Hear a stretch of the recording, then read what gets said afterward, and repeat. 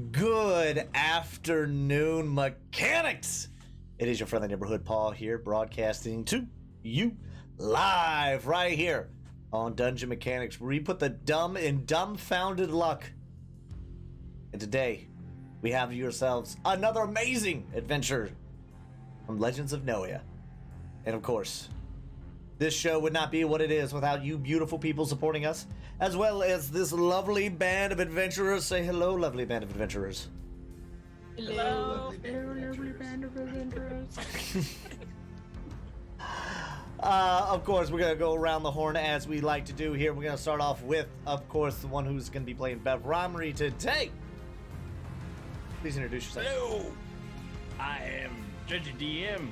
I am playing Bev Romry, as I have been said to play. And he is a dwarf man that likes giant people. A lot. Dwarf Ranger with an affinity for the tall. The tall glasses of water, as it is otherwise known. And Laura? I am Laura, or Glittering Moon Elf, and I play Nissa, the Fairbold Cleric. Who has Fairbold not cleric. hit on anyone other than physically with the Barbie. And then we got Clint. I am Superdog 18. I'm playing Felgrim. Go. Oh, I didn't hit the mute button. Sorry. I hit a different button. So I'm playing Felgrim, the Leonin drunken monk. Who always seems to have a little voice on the back of his head, whether it's the bottle or the babe, we don't know. And rounding out this quartet of catastrophe, the one and only Sarah. Hey everybody, I'm Queen Corby, and today I will be playing Jinvia Stormcall, the Goliath Barbarian, who is slowly learning things about the world, so... Mm-hmm. And not really understanding when it is appropriate to just ask people, so what are your weaknesses again? What are you? Alright, so we're gonna start off with a good tower roll here. Hey, Felgrim, odds or evens? I'm kidding, we're not. If you guys watched last time, you understand why that is. You're done with this. No! Felgrim's on the ground, and all of a sudden a bird comes flying by. Hey, roll Give me a dexterity roll at a disadvantage, because. But, this episode of Legends of Noia is brought to you guys by subscribers just like you, where if you guys sub to either this channel, Superdog18, Queen Corby, FNH Paul, Judgy DM, The Lady Liv, I think that's everybody. Yeah. If you subscribe to any of those channels, you guys can actually help out the players here by giving an inspiration or a luck, to one of the players. You can even give them to the DM if you want the DM to, use a luck roll to roll a natural 2 or re-roll a natural 2 that he doesn't do because, goddamn it, the story's too good. The storyline beats too good. I can't. I could have and had Jinvia be the biggest of sads and had that fight go on a bit longer. But it's for the story. It's for the content. But we are also brought to you guys by some amazing sponsors. First of which is Epidemic Sounds. Epidemic Sounds is your one-stop shop for all of the music and sounds that you may need for your streams. For one low monthly subscription, you can get access to a whole library of music ranging from rock, pop, jazz, electro, mood-setting stuff, atmospheric things like you're hearing right now. All of which are DMCA free, so you don't have to worry about your streams or your YouTube videos getting muted, which is always the biggest thing. Head on over to epidemicsounds.com and get yourself started with your own subscription. Next up, we have Plus One Crafting. Plus One Crafting does miniatures right. Because who doesn't want to, when you can play in person, have a dope environment to play off of? And Plus One Crafting has got you covered there. Plus One Crafting is a monthly subscription where they send you environments. You can set it up by tiers if you want, just little bits of environment, or you want like a whole big production value thing. Plus One's got you covered. Where they have their things where adventures shouldn't cost a fortune. Commissions are open. Tell them that Dungeon Mechanics sent you. You guys can find them over on. You can find them at the link tree. So linktr.ee/+1crafting. I believe you can find them over on Instagram as well. Stacks, or am I thinking of the wrong person? I think they have Instagram as well. If you look up Post on Craft. Yeah, so check them out on Instagram as well, so that way you guys get an idea of what it is. I know that a certain judgy DM has a lot of stuff that he doesn't want to share with the rest of the class. That's fine. We're not, we're not salty or bitter. I understand that I'm across the world, but still. Will I steal some things when I'm down there in June? Maybe. Will he notice? Probably. Will he stop me? Probably. Is he gonna stop me? No. I will try. And of course, last but certainly not least, we have the Barkley Garage. The Barkley Garage does woodworking. Does woodworking for you, whether it is patio furniture, whether it is, we have custom dice towers that they were so lovingly made with. They have a whole larger list of stuff that you can get, especially with the summer and spring months coming up. You want to go outside, you want to enjoy your time in the sun, so why not try to get yourself some lovely little furniture out there? And of course, if you use the promo code Stacks Cornhole, then you will get a free consultation on Cornhole board.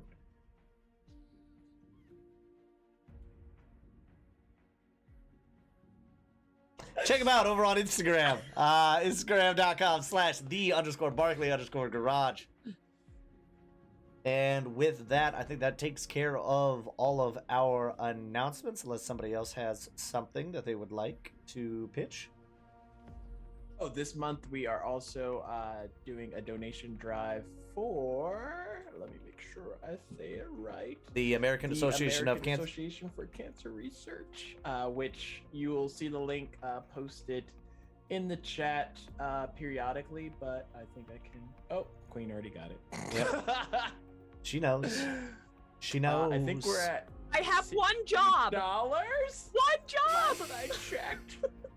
We've got some donations there, but what does it go for? All contributions go towards the American Association for Cancer Research. So any contributions that you have will be directly beneficial for cancer research. We have a goal of, I think, $1,000 this month, and we'll have it going for all our different shows that we have streamed that aren't pre-recorded. But other than that, if you are able to, we would appreciate it. Just click the link below, and you should be able to donate however much you would like. Yeah, just whatever you can. Don't put yourself in the poorhouse trying to donate money. We do appreciate it, but please, worry about making sure your own lights and water and all that stay on. And with all of our announcements taken care of, I think it's time that we kick it on over to our resident legends historian, Laura. Would you mind giving us a recap of what happened last time? All right, so we found ourselves in the City of Vampires, which, if I recall, was the Hollow. Mm-hmm. We were led through the city by a vampire kid named Ralph, where during our following of him, Felgrim got robbed. Yeah. We made our way to the Nightcrawler pub, and upstairs, where we learned that Rolf was actually a disguise for the Bat, the leader of the vampires. Mm-hmm. And we had a long discussion with him about the possible vampire killings, and our desire to help with finding whoever was responsible. Though real quick. I will give a inspiration die right now to whoever can pronounce the bat's last name properly. Chauve-souris. What's up? Chauve-souris. Inspiration of Felgrim.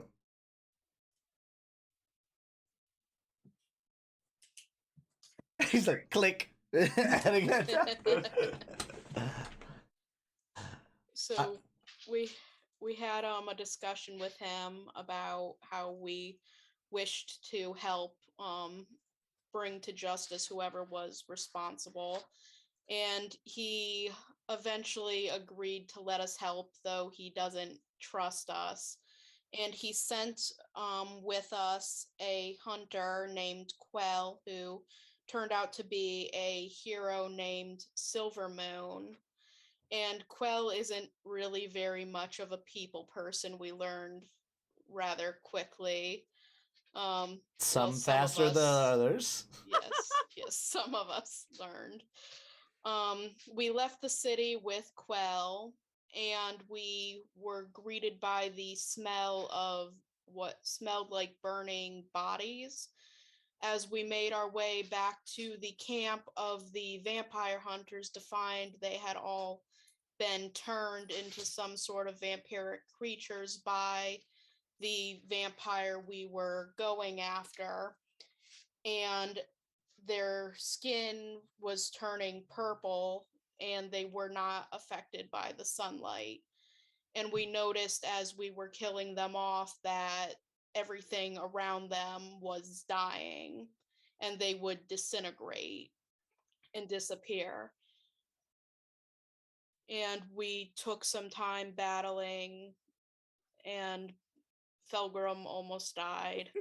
Jinvia killed off the guy with a final blow, and that was pretty much where we left off.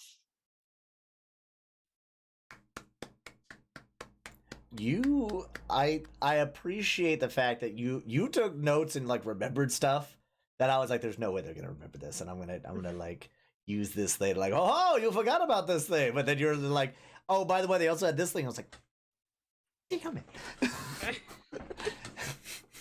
I can't sneak anything past you. But no, that's good. I love it. Love it. So, well, that catches us all up. So, to set the scene now, we'll get the music going back. We'll put a little calming atmosphere on, which, of course, thanks to Epidemic Sounds, is easier than ever. I'm sorry, that was dumb.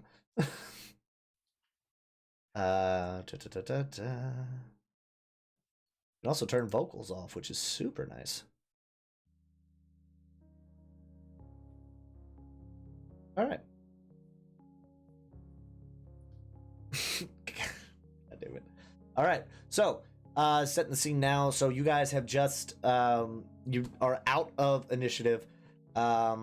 Jinvia is standing over the partially disintegrated body of Ezekiel. His head snapping around, uttering a few last very cryptic, creepy words before finally dying. Jinvia, I need you to roll me a Constitution save, please. Can we not do that? You are, I believe, technically still raging, so I don't know if I can't remember now if rage gives you a bonus with that or not. Let me take a look here. Nope, just strength checks and saving throws. Okay, just making sure.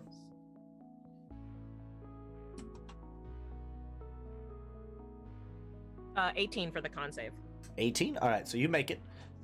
So you slowly kind of like your tattoos, which had lit up during your last like mad dash towards this thing, not wanting it to escape, has now dulled, and you are now you're feeling it. You don't pass out, thankfully, but you do have a moment of like when you stand up too fast and you're just like, oh shit. Jimmy is gonna kind of like sway a bit and then just fall right on her butt. Okay. Just with a very well-deserved thump, Jinvia just butt on grass.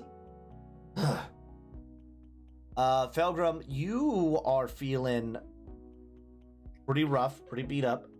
Having gone down, I think you only went down once technically, and then you got so you went down once, so you're feeling sore, but you are not doing too bad. But I would like you to go ahead and roll me a perception check. You go ahead and roll that with advantage, please. Oh.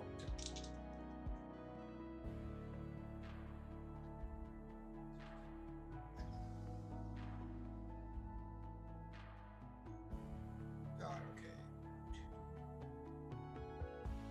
22. 22? Okay.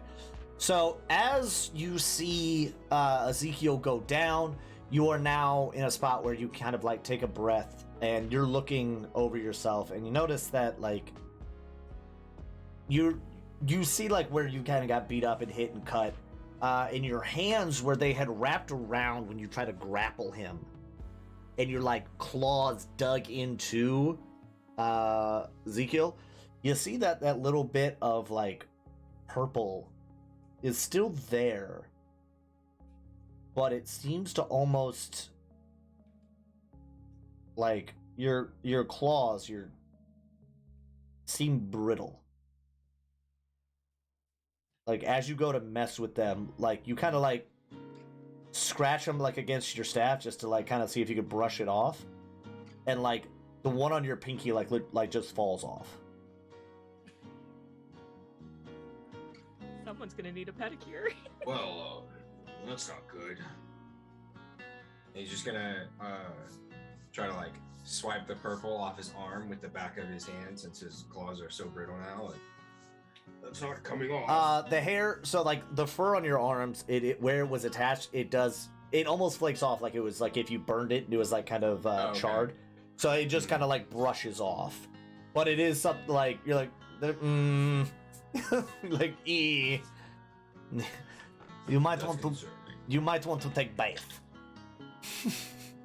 And not cat bath with tongue. I mean like river bath.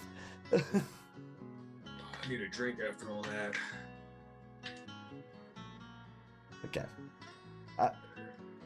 Fair enough.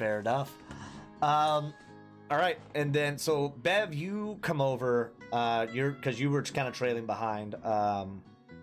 And then you see Torque, kind of. Torque is kind of like sitting there on the log and looking at their hands, and they're just kind of like doing one of these motions, like after almost destroying Felgrim.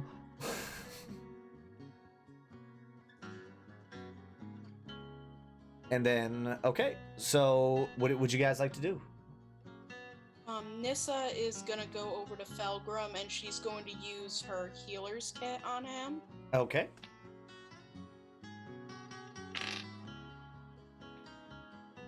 And he's going to get 8 health back.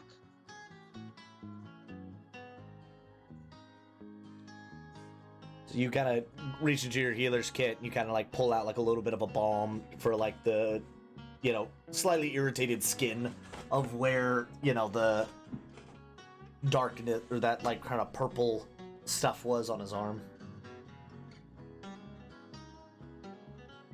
And then she's gonna look to everybody else. How is everybody feeling right now? Genvia's just sitting on her butt, but she's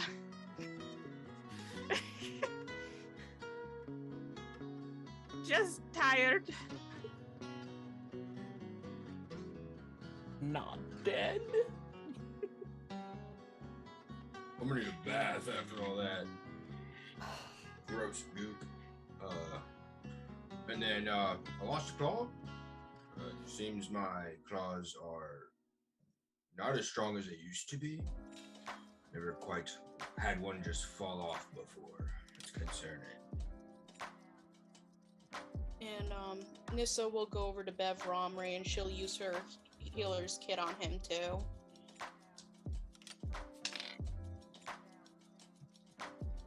And he'll get back 6 health. Belgrub, you're a cat, right? Can't cats just regrow their claws?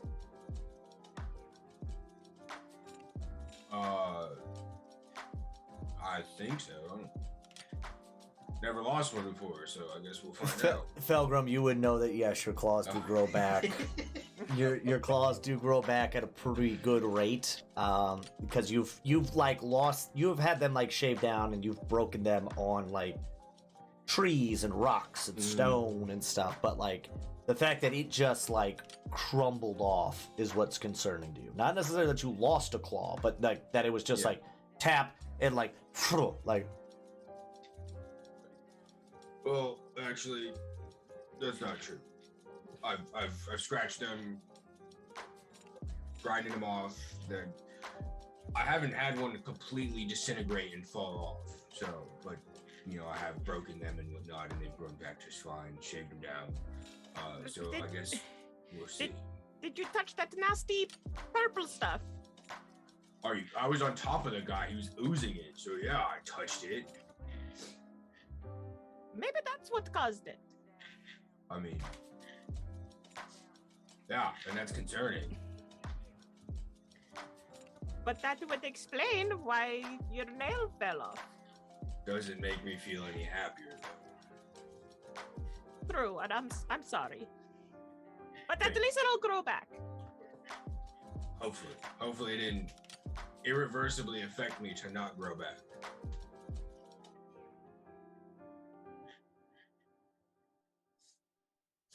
And, Anyways. Nissa is gonna approach Quell. Are you feeling okay?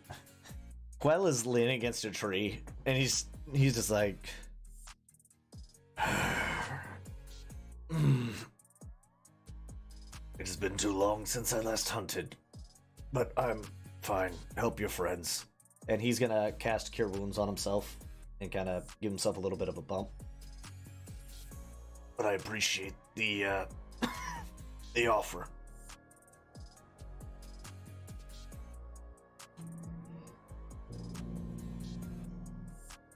What do you think of all of this situation? It seems rather odd, some of it. They shouldn't have been able to walk around. It's like daylight aside. As soon as he stepped into direct sunlight, I don't know of any warding that would have allowed him to still move and not be weakened at the least.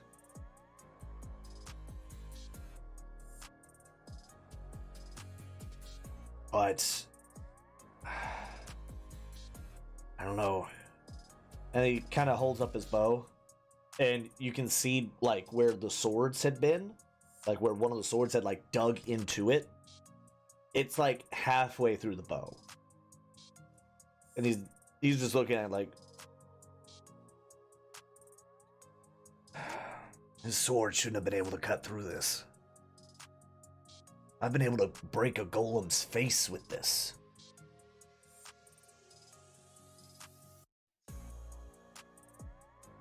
I don't know. I don't know what's going on. But I feel like the bat needs to know sooner rather than later. Then we should leave as soon as everybody feels they're ready.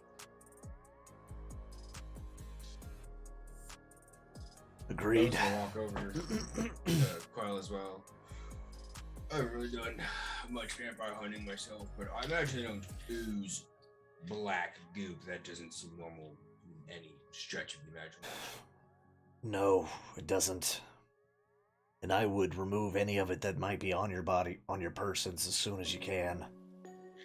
Oh, yeah, I scraped off what residual was there, but a good batch would probably for sure. You see your hand that's clasping the bottle, and then he's just kind of like grabs you by the wrist, and then just like flicks your claws, the ones that still had the purple on them, and like they all crumble off. What the hell, man? What part of remove all of it didn't translate to you? Yeah, not my claws though. You're the type that would get bit by a werewolf and not tell anyone, would you? Don't 20 Falgrams that will grow back. We hope. We don't know that. He's just brushing off the werewolf remark. You don't know me. You don't know that I would or would not do that. Just talk to Rhea when we get back. She's got some stuff for her claws. You would remember Rhea as the tabaxi at the bar. Right. No, I was gonna say Felgrim's now thinking like, oh, how cool would it be to also be a werewolf? Werewolf lion. So much fur. Danger. And so, God, about the danger. So yeah, you guys are kind of sitting there. Does anybody want to do anything before you guys start to make your way back?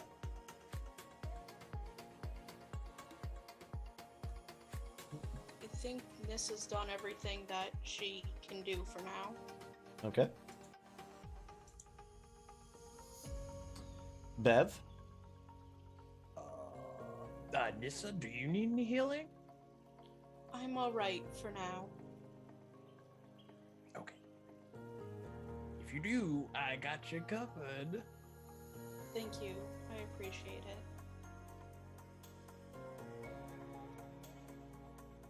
All right. So as you guys are beginning to move out, Quell is going to kind of take a knee near Ezekiel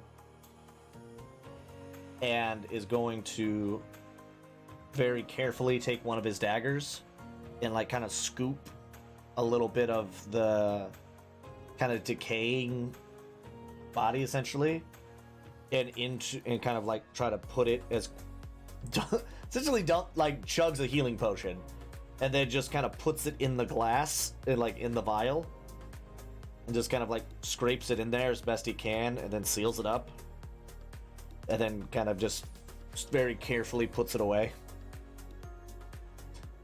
The bat might want to see this. Can any of you cast? Are any of you good with pyrotechnics or flames? Oh, I can produce flame. Yeah, Work, do something too. Yeah, you might. Tinderbox. We might want to get rid of the evidence out here. Oh, and he like produces a flame and like throws it at the guy that is on the ground. Okay. Torque kind of taking your lead, just goes, and then jumps up, and then you just hear this almost too happy laughter as he flies over the tree line, and you just see where he's just throwing fireballs at the camp. Like he's just throwing it at every dead body that's over there. And then he's just like, No. and you see a flame begin to burn up through the woods, like through the tree line. Should we be concerned about that? The fire? Yeah, I thought you were supposed to do the bodies, not the forest.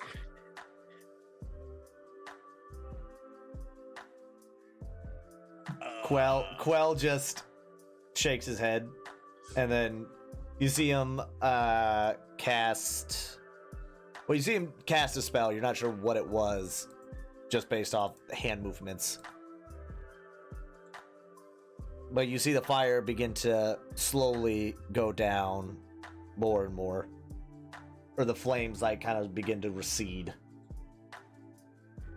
As he begins to control the fire and slowly bring it down. And keep it pretty much concentrated. Like kind of like if you were to take a butane or like a torch and you just kind of like tweak it. I say a butane torch, sorry, for not like stick. Okay. Anyway, moving on. It's like I'm explaining things that don't need to be explained. But keeping it concentrated so all the pretty much everything in that area just gets charred. So all of the wagons, the tents, weapons, everything is just cooked. And then you just see it, and like this big plume of smoke just rises up into the air. All right. Should probably leave before anybody else tries to investigate the smoke. I imagine most of the townsfolk will be... Any town nearby will want to send out a crew to investigate. That and the... Montes might be a little concerned with a fire being so close to their vineyard.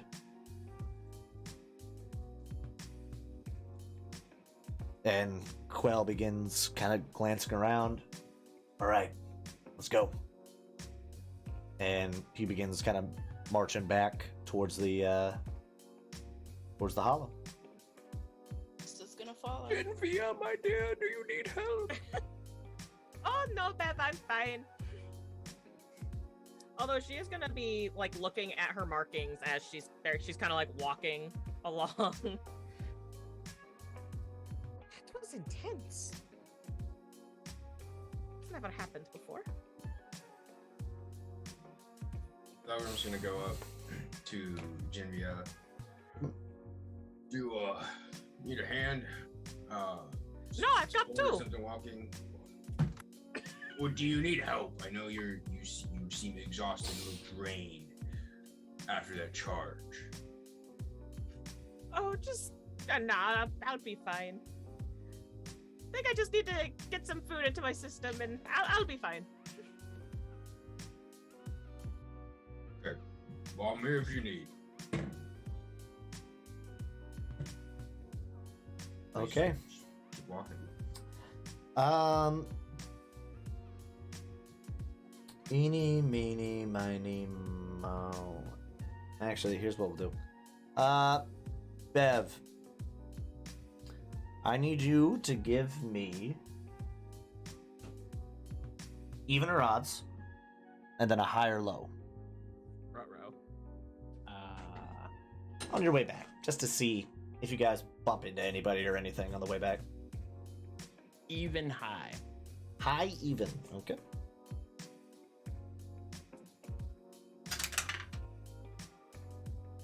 Son of a duck. High odd. High odd. Okay. Do.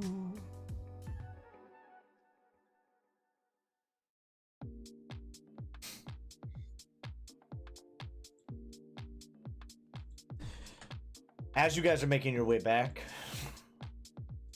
you guys hear a relatively familiar sound. Sounds kind of like an owlbear. Why would that sound familiar? Because you guys had heard the fake one earlier. Oh. Is that an owlbear? That's what it sounds like, yeah. Should I go? Probably. Should I go check to see if it's an illusion? No. Nope. I think we should not split up in case it is a real owlbear. You know what, Quell yeah. Quell looks at you, Genvia. That's not one of ours. Oh. Well, then what So- owlbear is it? What I One we mean, should avoid. when I mean that it's an actual owlbear, not an illusion. Oh. Well, we should Because probably keep moving then. yes, we should. Go ahead. I need everybody to roll me stealth checks, please. Oh no. Bev, if you want to, Torque can give you advantage. Oh, a straight roll. Because I have disadvantage because of my armor. I know.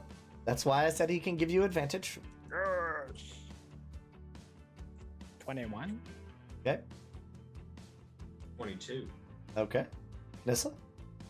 15. Okay. Oh no. You know, it's fine. I passed the stealth check. There's no reason to ask me What did you I roll?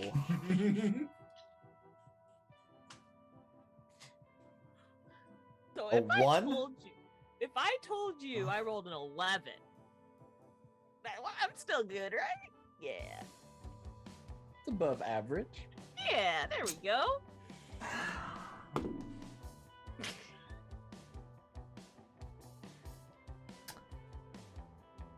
Right. Okay. Just how's everybody You are- feeling right now? Like, You are asking a 7-foot-tall barbarian woman to stealth. Hey, I'm sorry. we Was had 20 the last time. Come on. yeah, I was gonna say, do we need to talk about you and your boy over there? Like fucking. Okay, listen, that was just because it was a mood, all right? Like that That was just, a like, mood. That was perfect. All right. So you rolled an 11. Yeah. Okay. Well, even with your failure, the group as a whole succeeded. I thought you rolled a nat 1. That's why I was like, you rolled a nat 1, that's going to cancel out 2 passes. But the group gets an overall pass, so you guys managed to make your way around the owl bear. You guys go ahead and roll me a perception check if you'd like. Don't have to, but if you want to. 22. 14. 16. 18. That explains why you were so distracted, Jinvia, because you saw the owl bears. And you saw that it was 2 little cubs. And 3 adults. Oh. By the looks of it, 2 females and a male. So she's gonna like nudge Nissa. Nissa. What? Look how cute they are. And Quell- very dangerous. Quell is gonna like shoot you a look as you're talking, like, what the like he's got a mask over his mouth still, but like you just see the eyes, and the eyes are just like, I will make it look like an accident.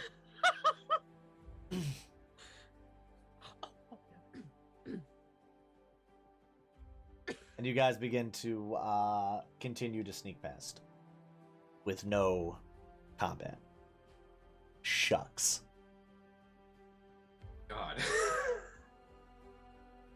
Hey man, look, you guys might have stumbled across. There was some good stuff. There were good things. You know, you might have. Not for Pilgrim. Pilgrim's not good. Well, no. I mean, like you might have just stumbled across, an abandoned cart that's been there for a while that had some goodies. But unfortunately, you stumbled across a cave of owlbears. But yeah, you guys make it back to the hollow, no problem. Before Quell walks in, you see him kind of doing a look around, making sure that there's nothing crazy out there. Just doing a quick double check before the guys walk in. Bev, can you give me a perception check again, please? Okay. Oh, 13. 13. Okay. You notice Torque's kind of like itching a little bit, kind of like scratching his neck a bit, but nothing crazy. But yeah, you guys managed to make your way back inside. Oh, sorry, I forgot to turn the tower cam off. Whoop. We used it. Yeah, we used it. But yeah, you guys make your way back into the hollow.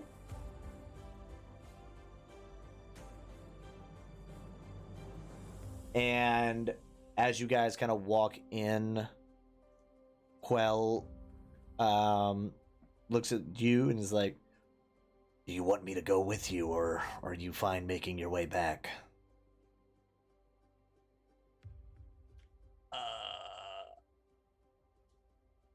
Are you gonna give us that vial thing with the stuff inside? Yeah, I would be handing that over to you if you're fine with going by yourselves. No, the more the merrier. Come. Yeah, I don't remember the way, so. Fair enough. kind of looks at the guards, and as you guys are walking in, let the bat know we're on our way. We gotta make a pit stop first.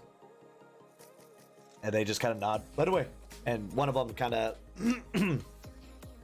you see him like pick up a stone and talk into it. And then as you guys kind of make your way over to Quell's abode,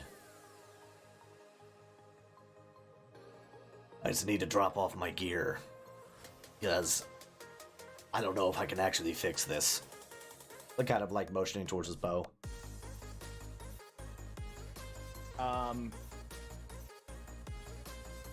You think maybe if you took some adhesive wrapping, you could just wrap it? Maybe that might fix it. Jinbia, can you roll me an insight check one time? Why? Just roll me an insight check. Is it like a wooden bow? Metal bow? Hey, 17. 17. As you look at him, you're slowly beginning to pick up on social cues. And though you can't see his mouth, you just see his eyes as he gives you a look of, do you even understand how things work? Like, you can't just put glue on it, is what he's saying with his eyes. The bow itself, Would work. no, it is the bow itself is like it's metal with dragon scales. Would Bev know if he would be able to use his smithing knowledge to try and repair it, or is it like beyond? You could give me a... Alright, let me ask you a question here. If you... Would Bev offer to help whether or not he knows how to do it or not? He'd put it out there, and then let... Okay, so you want to put it out there?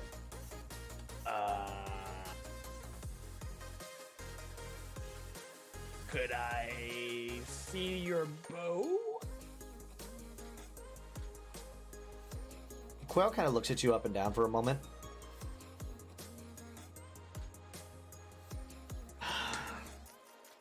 Well, it's better than me just throwing it in the corner. Here. Have you ever worked with anything like this before? Not like this specifically, but I mean, smithing's right? No, smithing is not just smithing. You look at the bow. You can go ahead and roll me either an investigation check, and then you can add your proficiency bonus to it on top of it, because you're using like your smithing for it, so you're kind of like eyeing it for details and stuff. 18. So you're looking over the bow, and you are seeing that this thing was very expertly crafted, and you can tell just by a little bit of, like, this bow has seen a lot of use. It is very old. You know that you would need dragon scales in order to mend it. You could kind of do a patch job on it,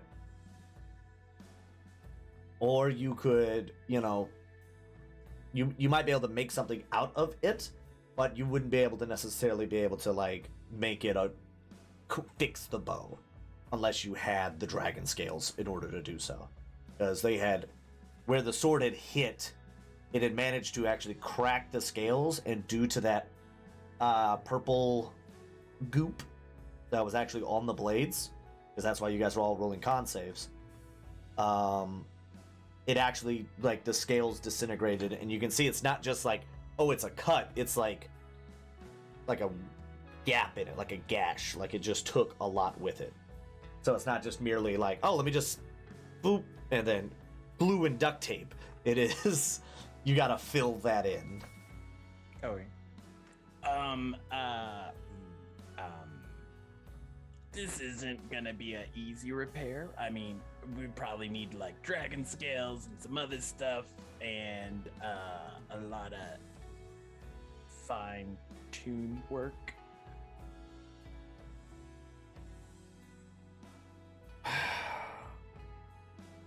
trying to find some dragon scales to fix it. We will be traveling, right? Together? Well, yes, we've been traveling together for quite some time, right? Well, I mean, Quill.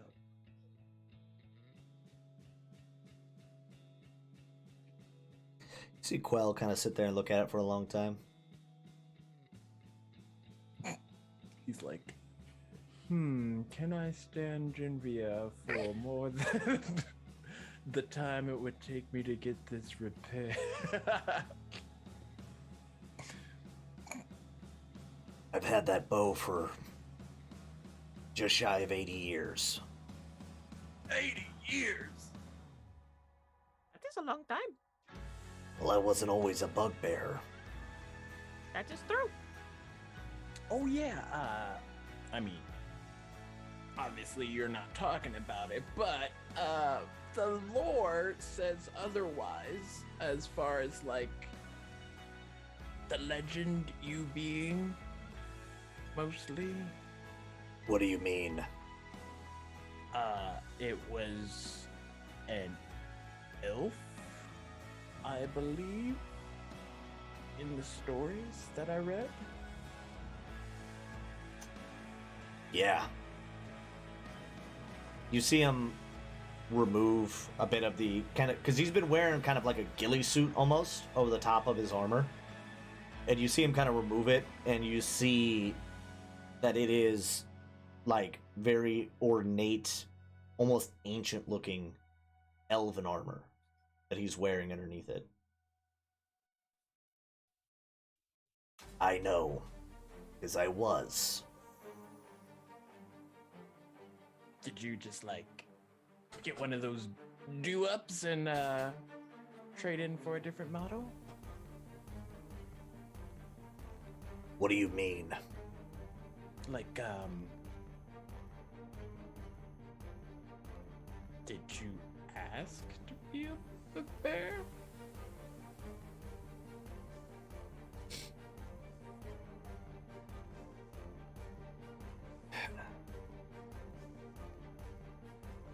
Let me ask you a question, Bev.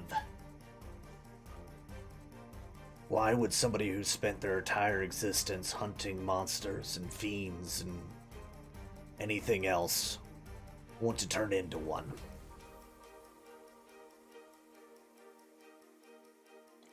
You think bugbears are monsters?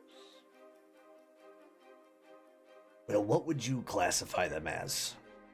Being a ranger and all, or at least what you claim to be. Well, average size of bugbears is really tall, so I would imagine most bugbears are super hot.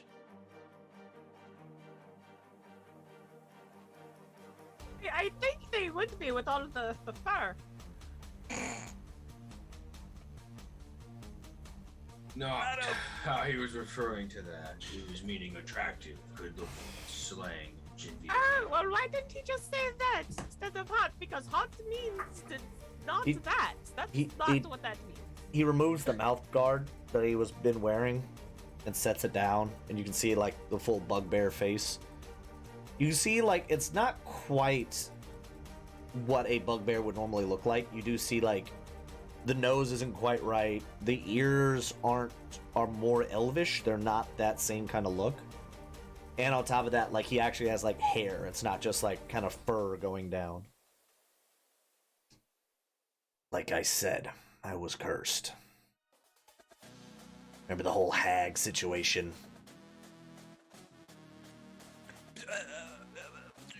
So, theoretically, you could reverse the curse. I did suggest we do that earlier, yes. Yeah. I'm aware you suggested it. And I'm also aware that I told you that I tried looking for her.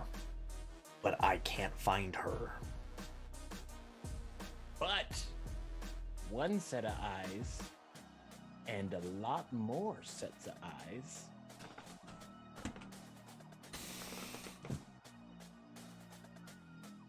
Look, I appreciate it, I really do. But this is none of your concern. I've made my peace with what I am.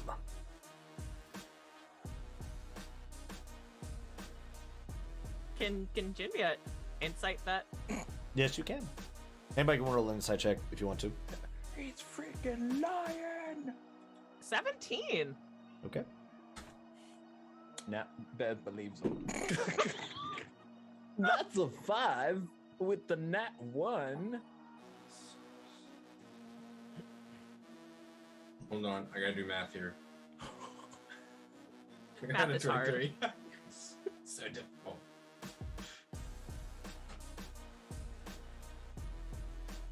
Nissa, are you rolling insight on this or no? Yeah, she got a 9. Okay. And then Felgrim, what'd you get? 23. 23. Jinvi and Felgrim, you both pick up on the fact that he is being truthful, but like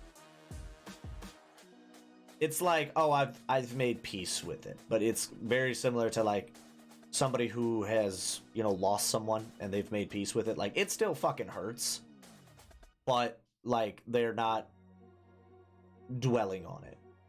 They're like they're actively moving past it.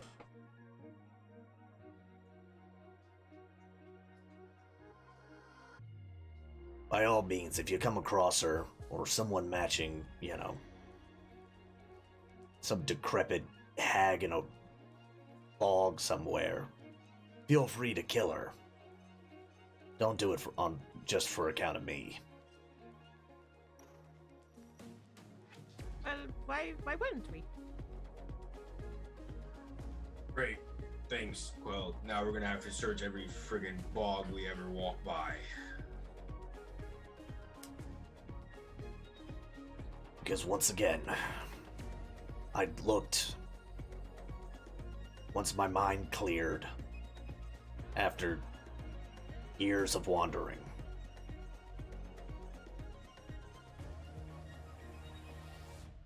Bo was a gift. So honestly,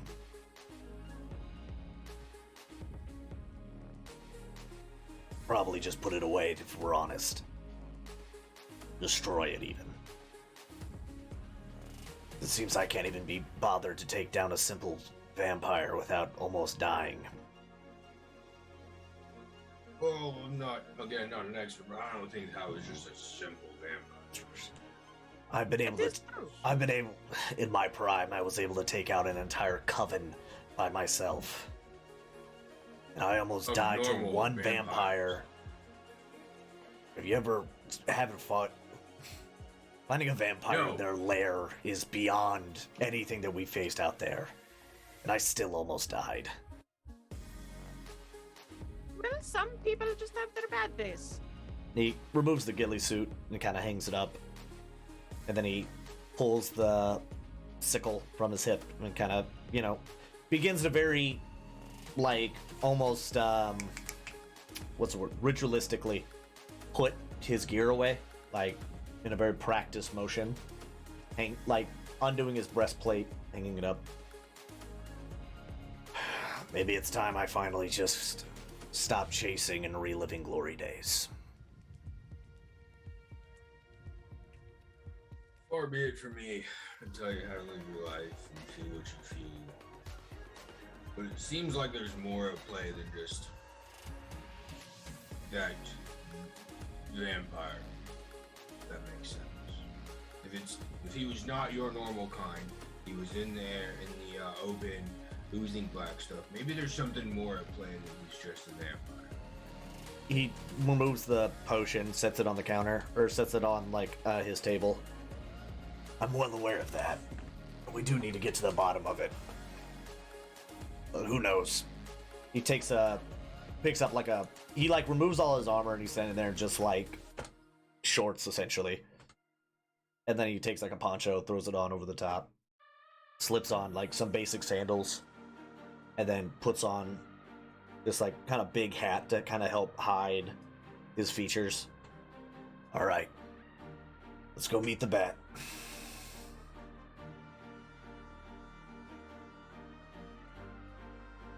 Bev, you are still holding on to the bow, by the way.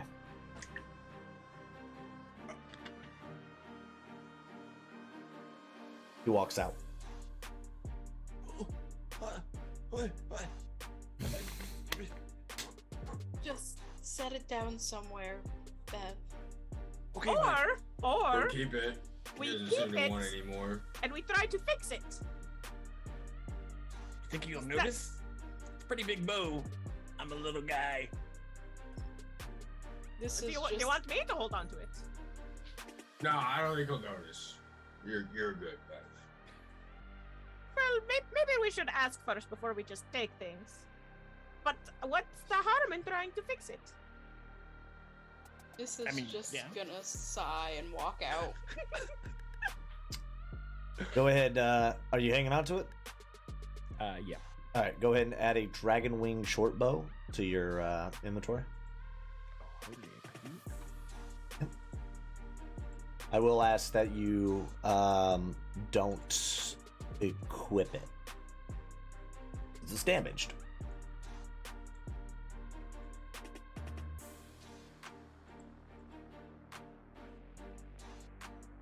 So is it not as big as Bev thinks it is? I mean, it's a short bow. If it's a short bow? Yeah, this wasn't a long bow. This isn't like a bow as big as he is. It is a short bow, but it does have like some ornate fact to it. So it's like, it is bigger than what you would normally carry around. It would, yeah. For like you, it almost seems like, yeah, this is good sized bow, but for everyone else, would still be considered a short bow.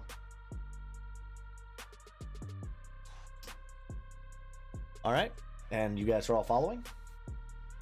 On this way. Okay. You guys making your way through the city again. A lot of the stuff is looking familiar, Felgrim. Can I get a perception check? With advantage, please, because you are actively searching with your eye. That is 16. 16. Okay. So as you're walking specifically, you are very much like you're not doing the thing that a lot of people mess up and do, where they like pat down where their money is. Like, oh, do I still have my wallet? Let me check where my wallet is. Which, by the way, if you're ever in a city and do that, don't do that. Don't do that. All right. I know you want to check, but like, have a dead giveaway of like where your stuff is. But like you're also walking very much aware. You're like scanning the eyes around everybody. You see a couple kids kind of like start kind of ducking and weaving through the crowd, but nothing inherently deceptive or, pickpockety. You guys make it all the way to the Nightcrawler, and as you guys kind of walk in, Quell removes his hat and kind of lets it like hang behind him. We got a little string. Is he in? Looking at Rhea. Yes, he's up there. Drinks? She says, gesturing to a lot of you. Sure, I'll take one. Nissa? She said she was good. Okay. Bev? Yes. Belgrim? Nope. Still can't afford it. Just stick to the old tried and true. Okay.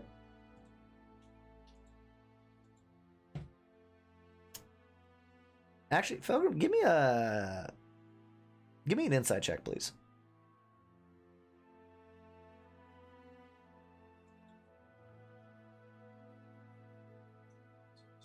$18. You see Rhea looking at you as you're like, I'm going to stick to the tried and true and take a swig. And you look at the bartender at a bar as you take a swig of your own alcohol that you brought in from outside. And you realize now, oh, probably shouldn't have said that. She doesn't say anything, but you definitely see like there's a look of like, if you were not going upstairs and talking to the boss, I would throw you out. Well, I mean, I'm sure there's a little hatred there too, because I still owe money for the first drink. I Oh, yeah. bought. You also see that in her eye of like, she still remembers, but she's also like, this is not the time to call you out on your tab. So Pilgrim noticing is just gonna like awkwardly rotate around and then just turn and start walking towards the stairs.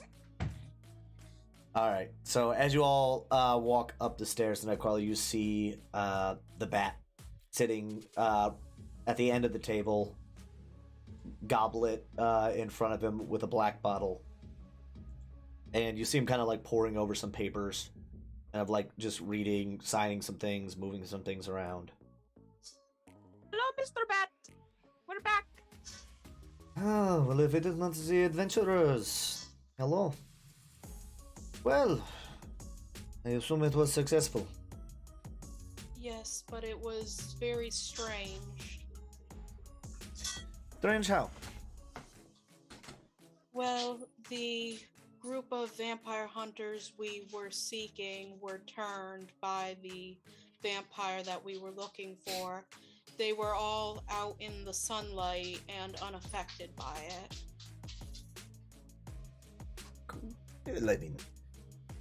I mean, they could have had rings, enchantments. You know, it's not unheard of to have something that will block out the sun. Their skin was turning purple, and when they died, everything around them died as well. And they disintegrated. Disintegrated. Oh, and there was the goop. I beg your pardon? The what? Like black sludge. Black. Yes, Here. It took poor Pilgrim's claws. Here. And he. Oh, hey, Dog is gonna show the one hand with his full claws and the one without. It's bullshit. I'm half claw. I would go speak. Noia has some files that she might lend you, so that way you don't look as. No, she's not happy with it. Why would she not be happy with you? Well, since I got robbed, right? Couldn't pay for the last drink I ordered. And then I slipped that, brought my own alcohol in the bar. So, not. Wait a minute, that is your own alcohol? That is not simply water? No. Markham's a little reserved to tell him. He gives you a look like motherfucker. Like. I don't part with it. Doesn't. No. It's not on purpose. Look, we all have our addictions. It is not. I am surely not one to throw, how do you say, shade as consumption of things. Gesturing towards the black bottle of blood wine. But I would very much be cautious. Not all bartenders are as forgiving as Rhea. I understand. And again, I ordered a drink last time. It's not to skip y'all. It's just it's a part of me, if you will, as you well know. As he also motions back to the black bottle. So,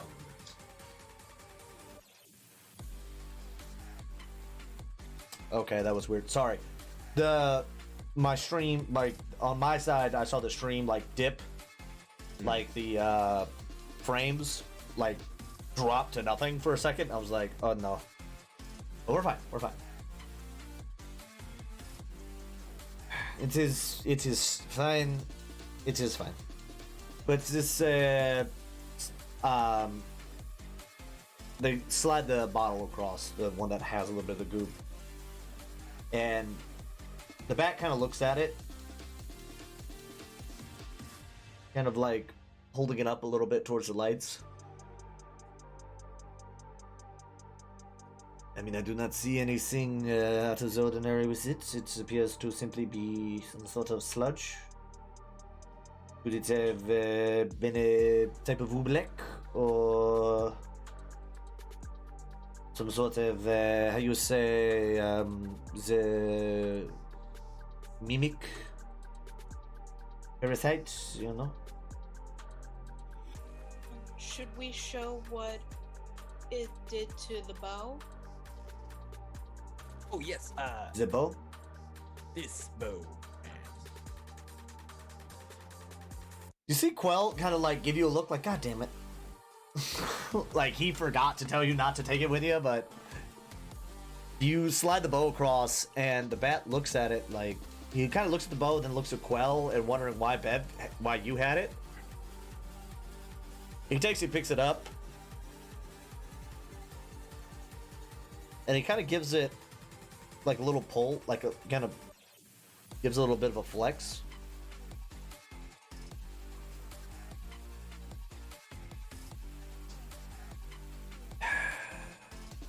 Did you happen to get the sword that this came with?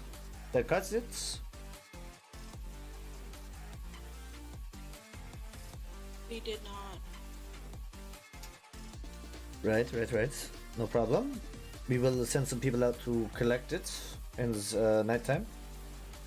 Where exactly was... Hopefully it didn't burn. I beg your pardon? We decided to burn the bodies, because of the black goop, Bev? That's what you said, is goop? Yes. Yeah, the black goop, so we burned everything.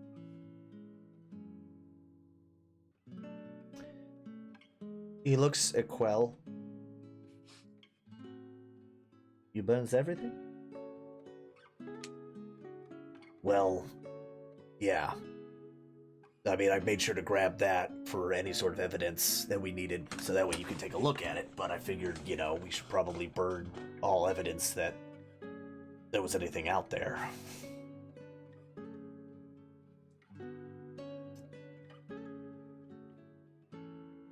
Because, that is standard practices here. The bat just kind of nods. Bro, you are following protocols that I myself set, so I cannot be upset with you.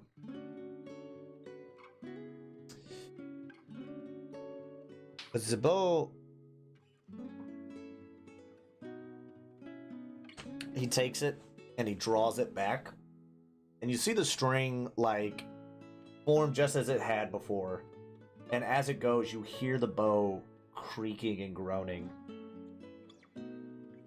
and anybody who's nearby, so pretty much all of you, can see it really beginning to flex at that breaking point, or at the damage point,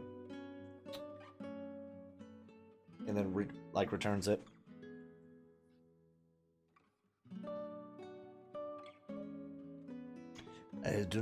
I'm not sure if this can be repaired.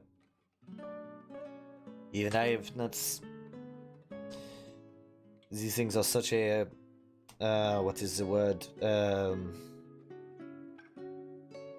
You hear him say something in Undercommon. Does anybody speak Undercommon? Nope.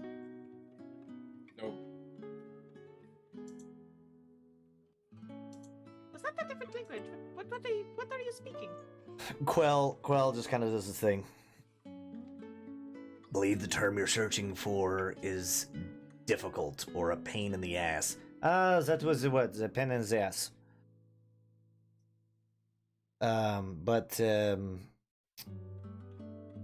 Yes, I do not know. We might be able to reforge it into a handle of some sort. Well, of course, if you want to. I don't want to speak for your bow. I know that has a sentimental value to you. And Quell just kind of does one of these motions, eh. Okay. And he just sets it back down on the table. You can discuss that later. You said it kills the things it comes in contact with. Correct? I'm thinking it's more organic things. Organic things. If I had to guess. I mean, Felgrim's fingernails. Just... And the grass and the plants.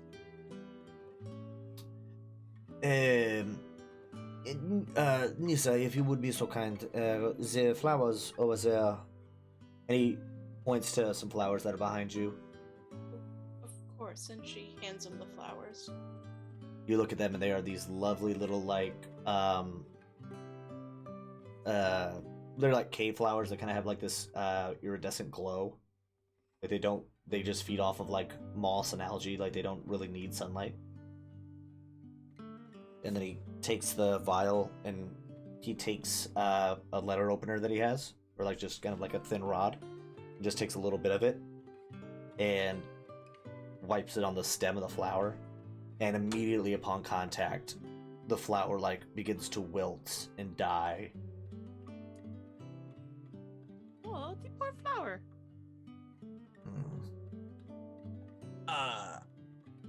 Batman, sir.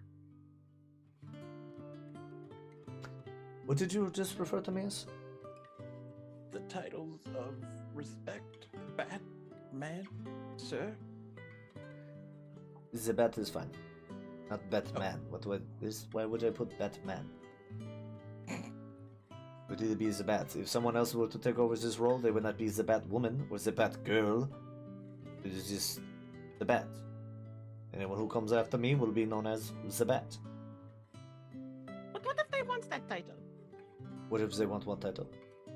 Like if they wanted to be called a Batman or Batwoman or Batgirl or Oh. Batboy. Or what? Man Bat? Where would the line be? I don't know. That's why I was asking.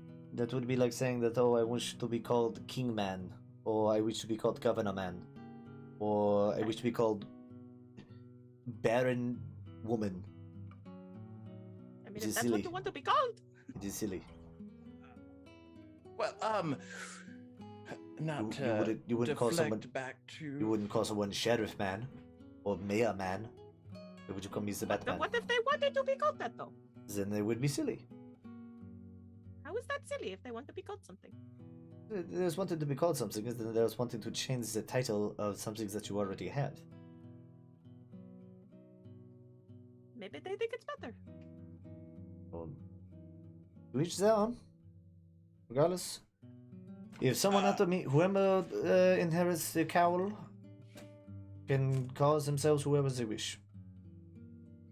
They can be called Bev will just a point cowl, at yes. the bat's bottle of black wine. Wait, so you give people towels? No, What's my dear. This is not a towel. It is a cowl. Cowl. Oh, okay. I my apologies. I missed. Do you remember the enchantments that I spoke of to walk in the sunlight? I have a cowl where it covers the head. It helps protect the identity. Okay. What are you pointing at the bottle for? Bat. The bat. Bat. That has blood in it, correct? Yes, it does. And you have good senses to tell if wine is on or off? I would think at this point in my life, I would be able to tell whether the wine is good or bad. Or expired. Could you just try to put a bit of that into a glass and then a bit of the thing that's in that vial in the same glass and see if it does anything to blood?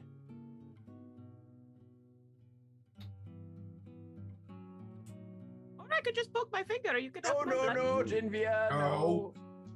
I Do you not remember the cause, Gigia? I would I mean, if you just took one drop and just put it on the table. do not. Bat looks like Quell puts a hand on your shoulder. No. Okay. You know how I difficult. thought it would be easy. I thought it would be easier. Yeah.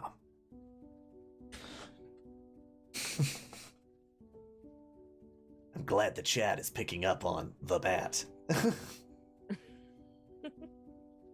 Genvia is about to be a snack.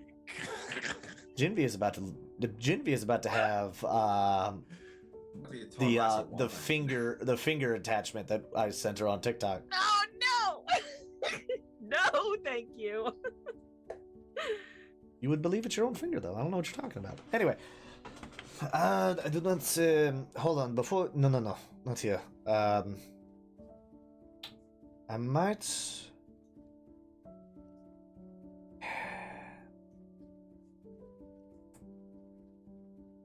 Alright, I might have someone who might be a bit more of a help than I am. I'm not big into the arcane or the medicine. Obviously I know my way around this stuff and the undead and things like that, but this seems I'm not getting any what is the word?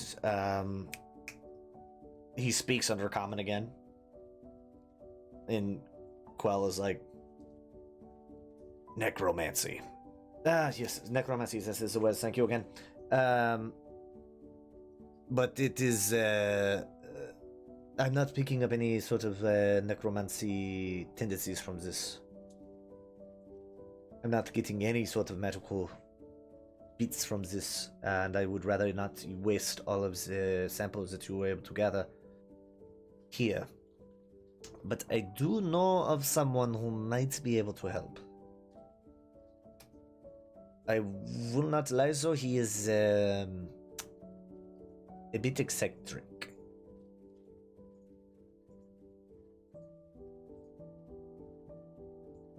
Eccentric in a good way or a bad way? He is he can be trusted, but he is very oh, how to put it in the nicest way I can. He is very large personality, big personality. Okay. He is So he's very tall? no, not very, not large in that sense. He's actually quite short. He is I believe he is a halfling wizard that I know. He is primarily dabbles in conjuration and stuff of that nature, but he is a friend, and I would trust him to analyze this a bit further, more than us simply pouring it into things and seeing what happens. Is he in this town? No, he does not like the dark. He has his own research center a little ways away, up in Senyu. Oh no, not Senyu. Sorry, that was his old place that he got removed from. Turns out if you catch a small town on fire, they will remove him. So he ended up coming down south. I believe the city. He has a what would they call it? Not a castle, but a keep. Let's keep more levels. Tower? Tower. Thank you so much for the word. Tower. It is a. He has a tower. Is it so? But it is also like more downs than up. Does that make sense to you? There are many. That goes down? There are many floors. Well, because you don't want to build a giant tower out in the middle of nowhere, because then you become a target.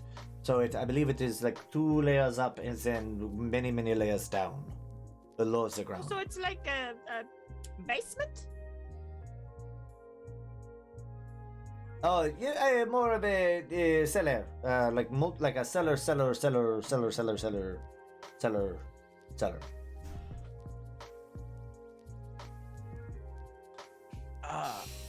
Since you did mention trust, have we gained any more of yours?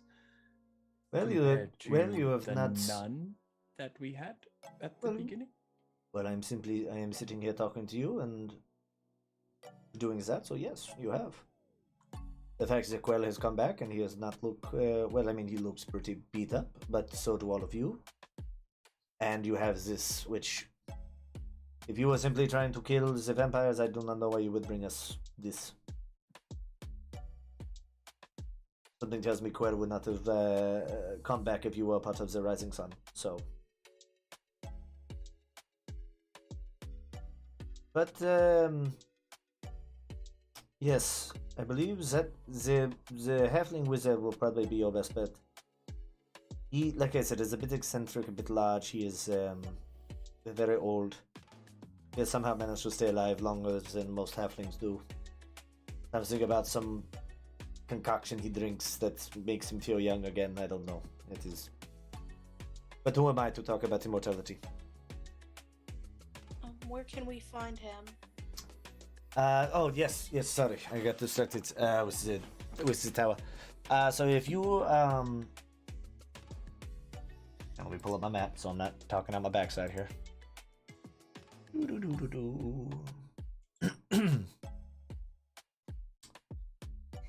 go back to the same town that you just went through. And go So yeah, yes, he is from the town Oak Creek. Oak Creek? I'm kidding. No, that's literally where you guys started the campaign.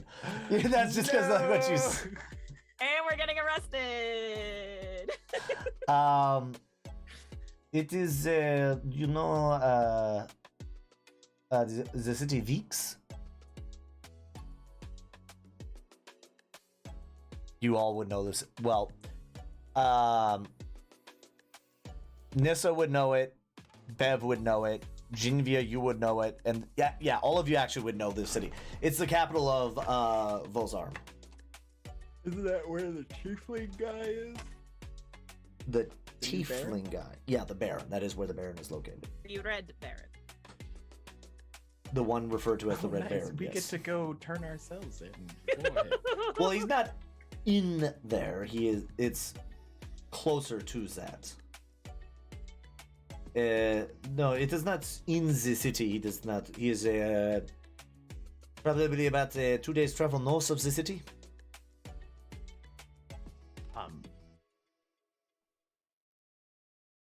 Does Quell know the way? He looks at Quell. I don't know if he has the pleasure of meeting him. I was like, no. I actively avoided that. Something about wanting to run experiments to turn me back were mentioned. And yeah, no thank you. I've seen what happens when he tries to merge and unmerge things.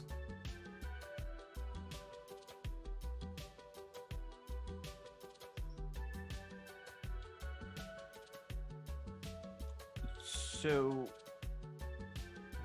if we hear this correctly, we are to go to 2 days north of Veeks, find this tower cellar, and convince this eccentric wizard, halfling,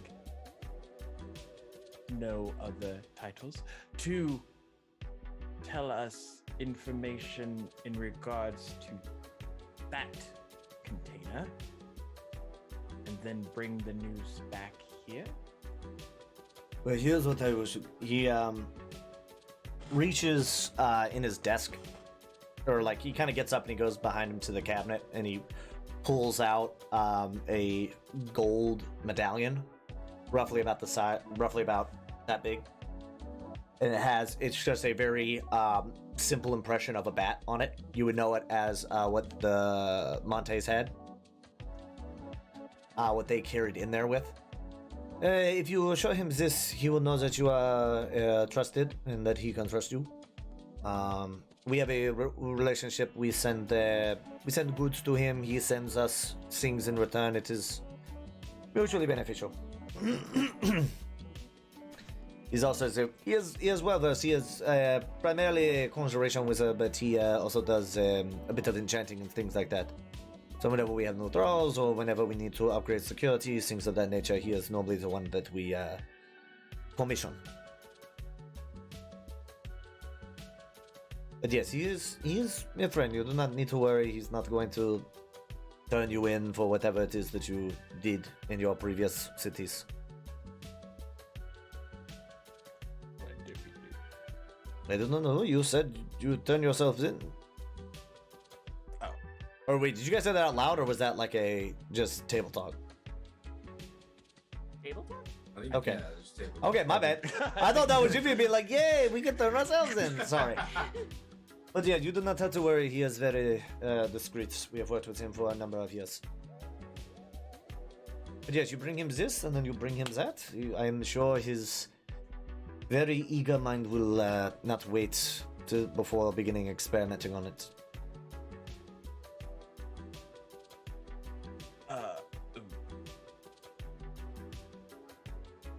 Oh, okay.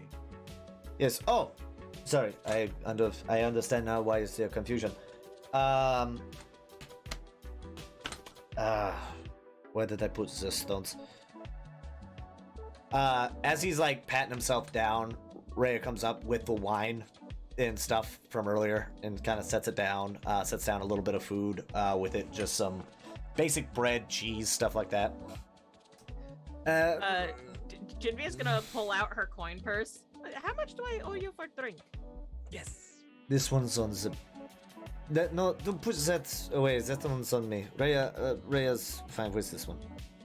These are mine. I'm just gonna awkwardly move and just try to avoid eye contact with Rhea.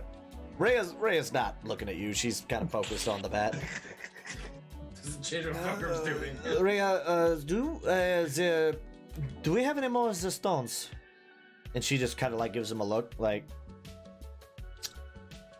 yes, Bat, we do have some more of the stones. How many do you need? Do you need 1 stone, 2 stone? What stone are you talking about? Rhea kind of chimes in. He's referring to communication stones, sending stones, if you will. You speak Would it. Bev know what sending stones are? You would roll me a history check. Anybody else who wants to might be able to roll either history or Wait, you say what stones? Stones you talking to? Like I have a stone like this, but it goes to my father. you pull that out, and the bat went from like, oh, more stone to being like to like putting his hands on the table. I'm sorry, you have what? This stone, I can talk to my father with it. And who is your father? Oh God, hold on. I have it in my notes. Hold on. I don't have it in my notes. Stormhold, Storm Call Man. Mr. Stormcall Man. Oh my God, I have so many notebooks. I have it here, Sarah, if you need it. Please. It's Clan This is Chief like your father's name. Max Stormcall. Like I thought I would have had it, but Yeah, I really wanted to see how far you were gonna struggle with it, but yeah. Our lore keeper is correct. It is Vimac. Clan Chief Vimac Stormcall. Vimac or Vimok, whatever you wanna okay. however you wanna throw an accent on it. But yeah, she kind of just looks at the stone. VMAX Stormcall.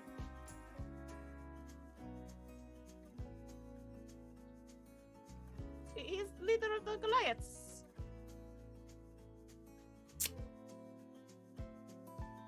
So you have a sending stone. That's Well, I did not know that it was called the Sending Stone, but I guess so. that is connected to a governing body outside of this area. The leader of the Goliaths. And why do you have it? Your father, you said? Yes. He wants me to check in every day, 'cause, he's worried. Roll me an insight check.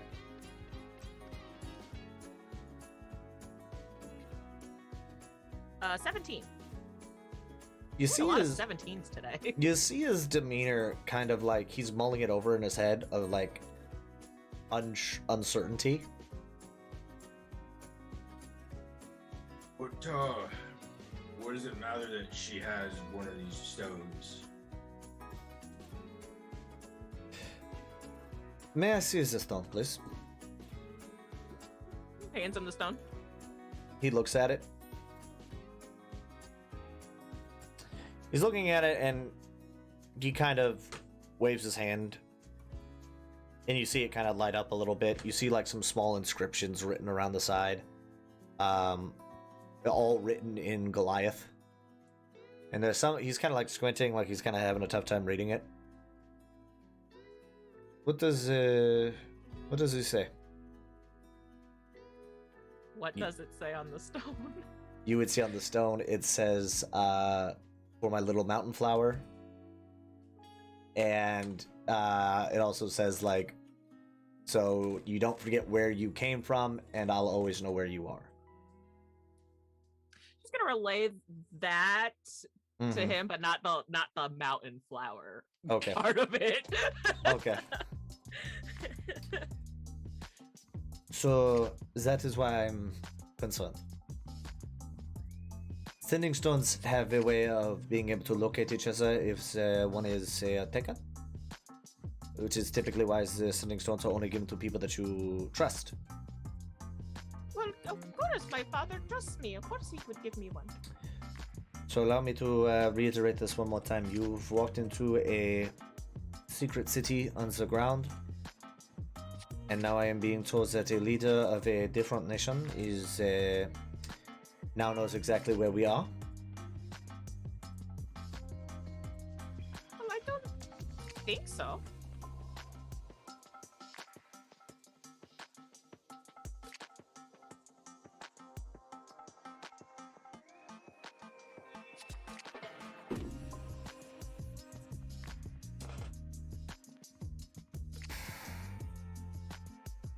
He's gonna look at Quell.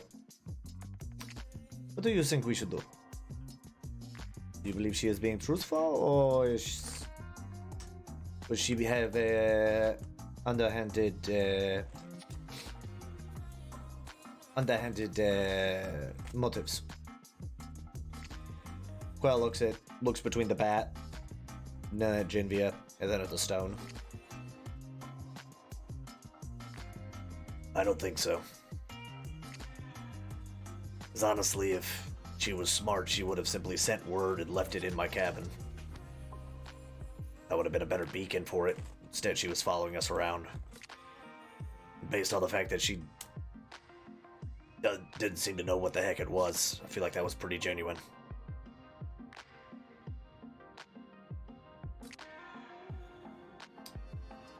Well, if Quell vouches for you, then I believe it is a simple misunderstanding. But I would be very cautious of who you reveal that you have this stone to. Okay. Well, once again, it's because that way your father knows where you are, and they will know where the other stone is. So if you were to lose this, they could find where your father is. Which, of course, I imagine he is being clan chief is somewhere in your clan, but at the same time, if he were to be by himself, or they would be able to easily track him. These are things you must think about, Jinvia. I understand that you are new to this world, but it is not all sunshine and what did you call them? The chupa thingy. Oh, the chupacabras. Yes, it is not all sunshine and chupacabras. Don't get her started on that. Look. Oh, Lord. All right. Well, you all look like you could use some sleep. I will give you some. I will give you some rooms for the night. You can rest, eat up, take what you need. They have They will baths in the rooms, right? I beg your pardon? Baths in the rooms. They have them. Oh, we do not have indoor running water. Not a thing here. We do have a stream that we have down the way that we can be more than happy to show you to. It is a bathhouse. Good enough for me. Vampires running water, kind of that whole. Yeah.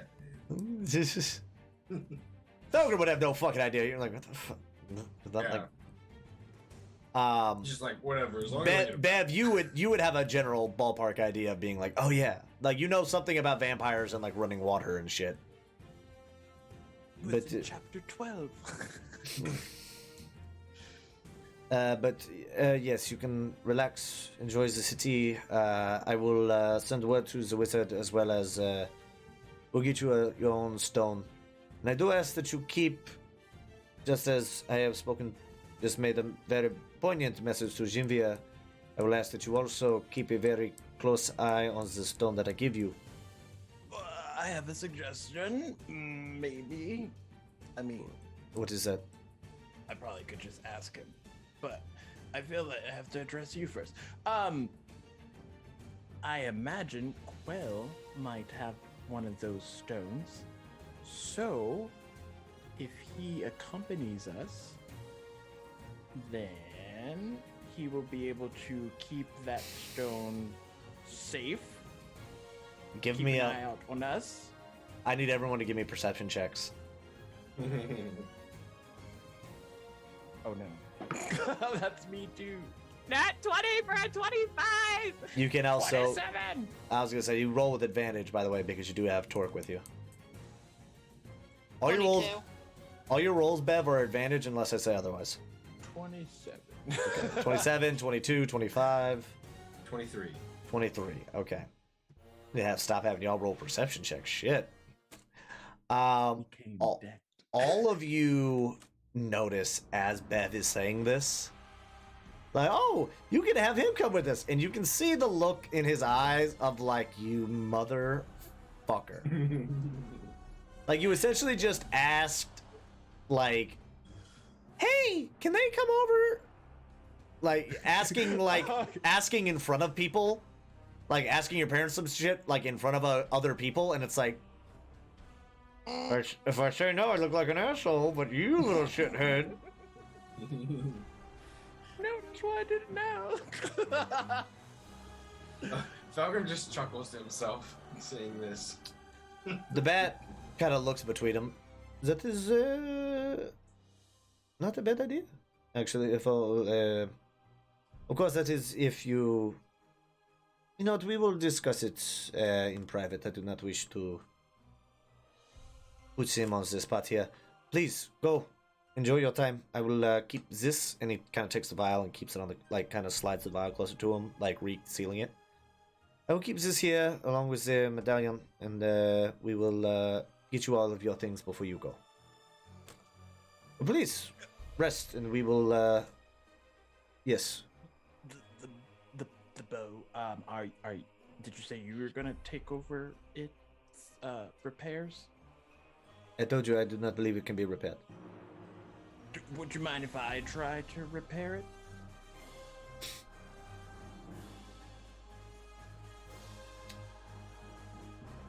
Roll me a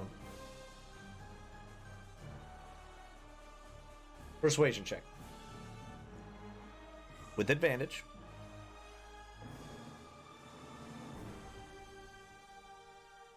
$23. Oh gosh, I can't do persuasion against a vampire.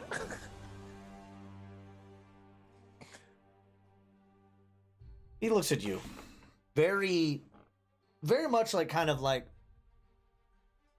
intrigued.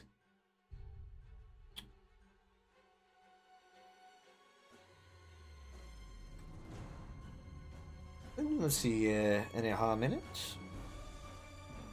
I mean, if you can make it work again, then that is a good thing. And if you end up breaking it, well, it's already pretty damaged. Now, of course, that is going to be very much up to any points to Quell on whether or not you will be able to leave here, keep it after you leave this building, but or leave the Hollow.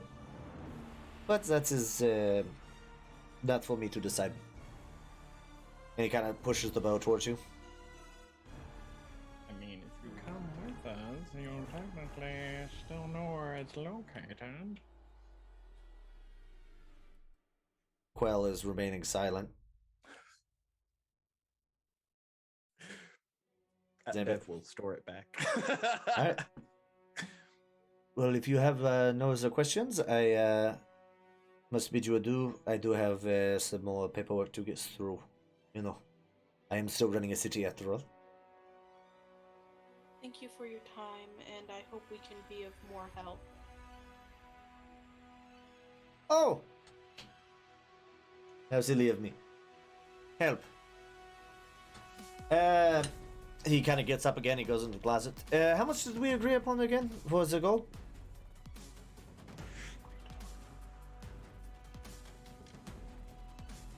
I don't think we ever agreed to the gold. I don't know if there was a gold amount. I feel like we did, but I don't remember. I think we did with the Belmonts, or like the wine people, but oh wait, did we make like a side hustle deal on the side? The only deal I remember was the one we made with the vampire hunters. I remember theirs, and then I remember us going to the wine people and be like, well, if y'all have something better than that, and then we met the bat, and then we were like, if you have something better. He made a because he was willing to give you guys money to just kind of like fuck off, essentially, if I do recall properly. But no, I don't. I was waiting to see if y'all would try to like do some bullshit here. Essentially, that was him, like his last little like.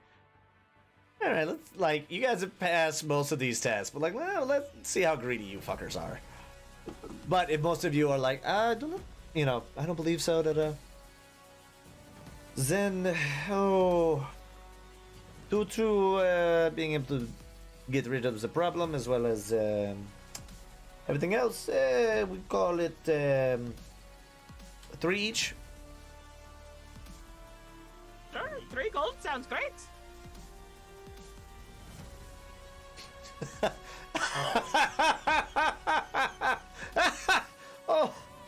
Jinvia. I That is don't see what's so funny. Oh, that Did I is say that something is. funny? Oh, your humor. That is. I will. It is refreshing, as they say. And he takes it and he tosses 4 bags of gold onto the table, each with 300 gold in each. Pilgrim, I think you can pay Rhea back. Like I said, enjoy the city. Whatever you need to Oh, buy, this is more resupply. than 3 gold. Jinvi, I think he meant 300. Oh, then why didn't he just say 300? Because 3's a lot easier to say than 300. Because why would I pay you 3 gold for hunting down and killing a vampire? I mean, you don't have to pay Genevieve, us at all. Genevieve, I mean, if that just is the case, accept then I will it. take the gold back. Then Okay, here. he takes the gold back from Jinvia. Fulgrim's gonna snatch up his bag real quick. Just like, Does anyone else wish to return their reward? no. Oh no, Jinvia! Just take the gold. Hi, we were helping him, right? Yes, but we could use it to buy things like health potions. Here's a saying for you, Jinvia. If you're good at something, don't do it for free. But why? Wouldn't that be the nice thing to do? You know what? Run around penniless. I'm keeping the gold. I don't care. Nissa, or what are you doing? I don't really feel right about taking gold from you. Are we not taking the gold? Is my gold not good for you? Is it because of my vampire? Is that what it is? No, it's not that. It's just we were trying to help, and it feels wrong to take money for trying to help. We didn't Thank you. try. See, Nissa knows We what did help. I'm talking about. So he the bat just kind of leans on the table a little bit. You are an odd bunch of people, you know that. Because didn't you came in here with two other offers, one from the hunters that are now no longer with us, and the Lamontes. Both of which were offering you gold in exchange for a vampire's head. Yet now you are paid for hunting said vampire, and yet you now don't seem to want to take the gold. For I mean, me, from it the was. very beginning, we were just trying to help. For me, at the very least, it was never about the gold. You can still accept it though. And here's You- the thing, right? you, we were to take out one rogue vampire. We took out was it 5 or 6? I don't remember the exact number. Well, yes, we couldn't just let them And run they were around. more than just regular vampires. Quell kind of pipes in. I mean, technically it was one vampire and a few thralls. Let's not get too overzealous. Yes, if we You know couldn't what? have just let them run around. I'm over all this, and Felder's just gonna walk out. I'm gonna go take a bath. He's gonna walk down and walk out. Yep.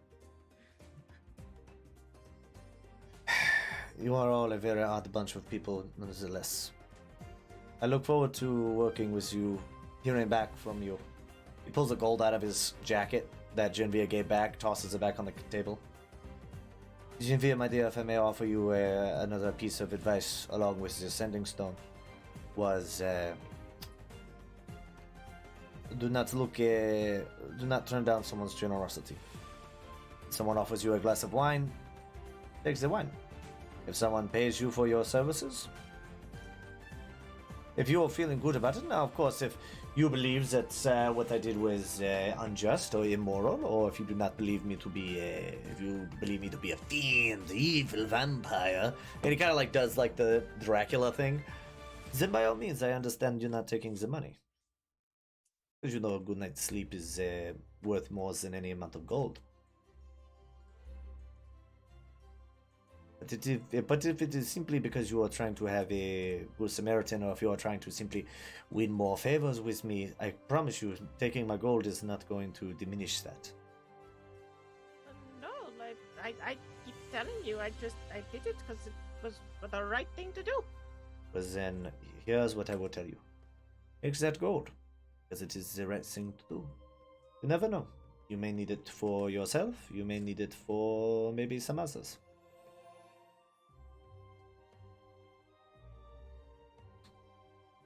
Who knows? Maybe there's somewhere where you might have to pay for a room for you and a large group of people. Or maybe you need to restock supplies. Or maybe you need to buy a horse. I don't know. Whatever adventurers like you do nowadays.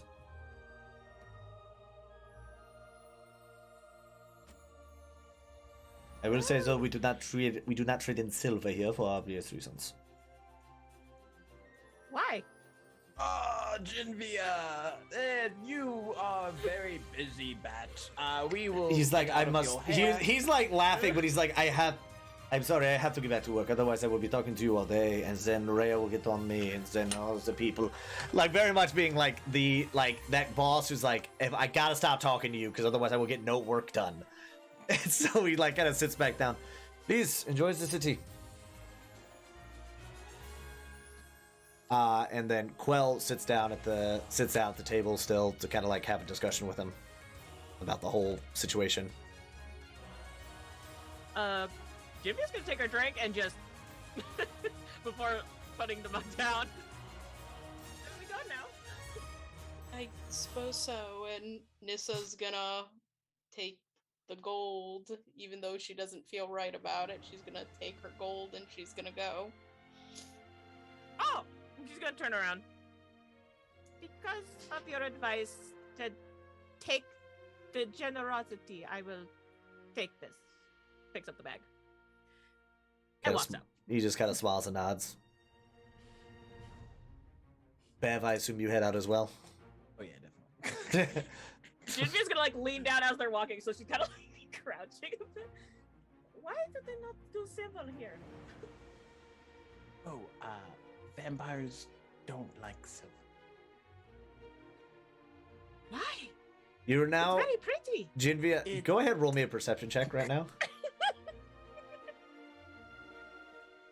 She's so enthralled with this information. She got a 12.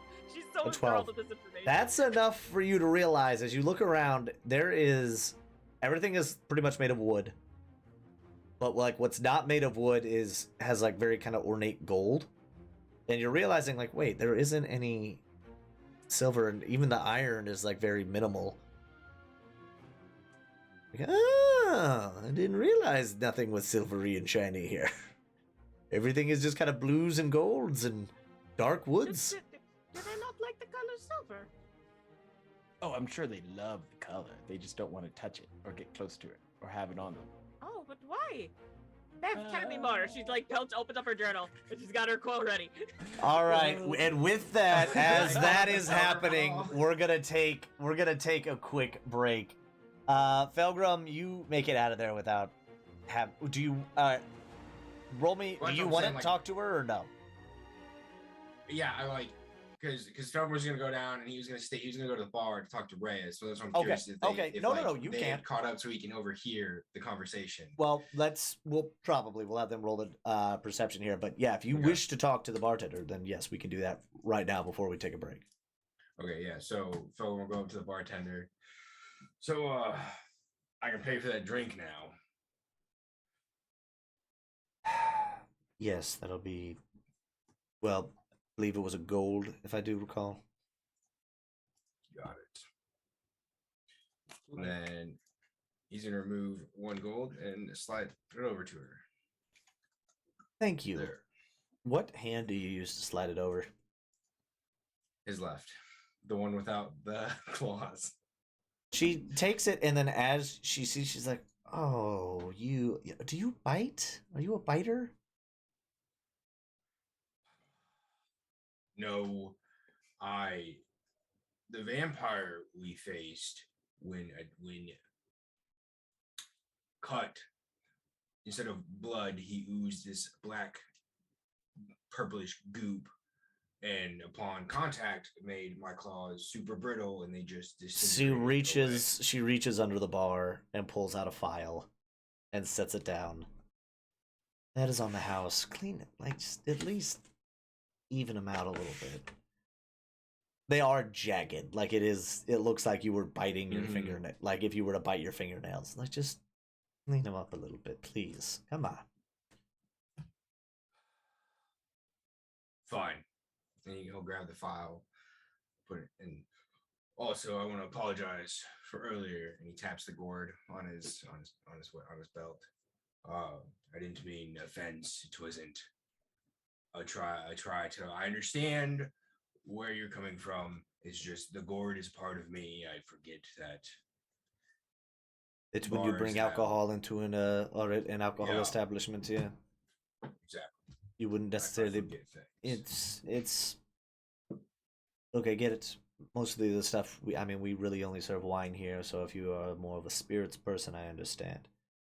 And if you have an attachment to the bottle, then by all means, that's fine. Just a little caution, little. I will do my best to be more cautious in the future. Thank you. But I am curious. What is in the gourd? You have a glass. She kind of gives him. Borrow. She just looks. Do I have a glass? And like her tail grabs a glass and like puts it up on the counter. Look. The last time it was asked, I poured it out right where I was, and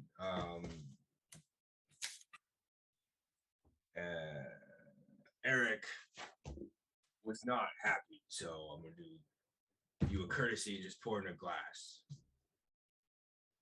Eric, who is Lamonte, the dude up top. the in charge. Lamante? Yeah, the Lamante. Sorry, I don't deal with them too much. They typically talk to him, and I just see them. I know them as Lamantes. Fair enough. Fair enough. They're good people. Good enough, at least. And then he takes the gourd and he pours a little bit into the glass, like a shot worth. She holds it up, and she's kind of like inspecting it, kind of like swirling it around the glass, kind of gives it a sniff. It's like,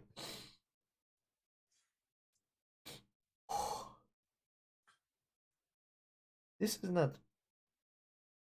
This isn't holy water, is it? No, God, no. It's alcohol, I assure you. Well, curiosities then. And she raises the glass up to you. I'm just gonna raise the gourd. Clink. She knocks back the shot, and She has to make the thing. fucking Christ, that was a that was a nat 20. She knocks that shit back and stares at you like, and you see like her eyes that are very much like feline, and you see him flash a little bit with like the vampire, like at the vampiric eyes a little bit, and you see like a wave of it come through, and you can tell like, oh, that shit hit. But she is also like, nah, baby, I ain't making no face. Mama didn't raise no bitch. Good stuff, right? I mean, get you fucked up, but I don't know much about the flavor. You don't need flavor. Flavor's nice, but flavor's not what you go for. You go for the mindset. Are you okay? Yeah, of course I'm okay. Why would I not be? Well, you just said that you drink not for the taste, but for the mindset, so normally I've seen my fair share of drunkards, both before and after I entered the Hollow. I don't know how to explain it. I don't mind the taste. I'm used to it. I don't know. You don't mind the taste, but that's not what you said. Look, I'm tired. I just want to take a bath and go to sleep. I lost half my claws. I've beaten. I've gotten fur is disintegrated on me because of that stupid goop. I just want to rest. Go ahead. And pay off my tab, which I did. Go ahead. Roll me an insight check. God bless it. 9. You see something like once her eyes kind of do that like vampiric flash. You can see like you can't quite make out what her expression is. It's not anger, you can tell that, but it's also not like, oh, look at the funny drunk cat. It's something else, but you just can't quite put your finger on it as you're talking. But she kind of just shrugs. Okay. And then she takes the glass and kind of wipes it out. And then tosses it up, catches it with her tail, and then puts it back on the shelf where it was. And then as she does that, the rest of you guys come down and you all are back together as you go out into the city. And now we will take a break. So we'll be back in a couple minutes. So everybody sit tight. If you guys are enjoying the stream, please make sure you hit that little heart button. If you want to help support the stream a little bit more, think about either subbing right here on twitch.tv/Dungeon Mechanics, or I believe we have a coffee link as well. Yes, if you click the dumb picture. If you hit dumb or just realize how that sounds. If you click the dumb picture, the picture of the dumb, and then I also no, we don't have a coffee link. What the fuck? All right, that's on me. That's on me. I'll set up a Nightbot for that one. But yeah, so if you guys want to donate, just strictly that way you can, or if you wish to sub to the channel and get your hands on all the sweet, lovely emotes we have, which are brought to you by Queen Coffee. I don't want to say she does a lot of great art. But yeah. Excuse me? What's up? Anyway, we'll be right back. So don't you guys go nowhere because we got some more Legends of Noia still to come.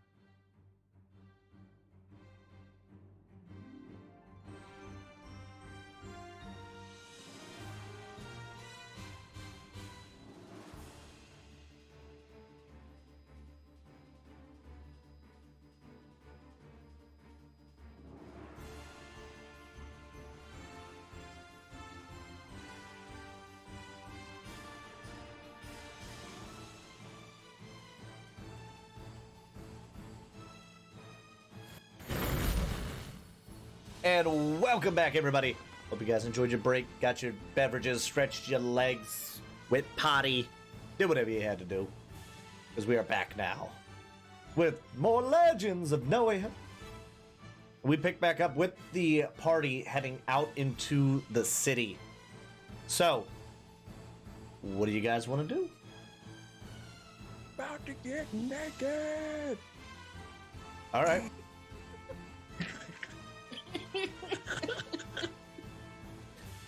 If Romney starts to strip in the middle of the street, Oh no! I'm not trying to get arrested. I'm pretty sure even in vampire culture, you're not supposed to do that. yeah, I mean, at least not on the other thing, if you know what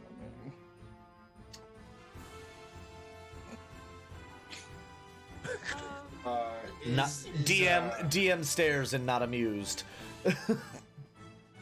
Stairs. Is the conversation about the silver still happening between Bev and Jindia? Probably as you guys were. walks up to them? Yeah, so as you guys would like, as they come down the stairs, they're like kind of having that conversation. And you guys kind of walk out into the street. Okay. They don't like silver on a phone. They don't like silver on a bone. They don't like silver. Hey, Dr. Seuss. What is a phone? Says one of the guards as he walks past. Like phone. I mean, if you F-O-N-E. wanted a word that rhymes with bone, you could just use stone. Yes. Throne. They don't like silver on Scone. Rhyme bone with bone. a silvered scone. Yeah, something like that. All right. So, what do you guys do? Felgrim, maybe, you know, I don't know, hide your money in your gourd or something. Well, I won't be making the mistake of being distracted by some silly vendor. Purposefully. Sure. Can I get You look perception like you were checks from the group? distracted back by that nice tabaxi lady. Wait, what? What about the tobacco lady? Already distracted. 28. A 9. 22. 12.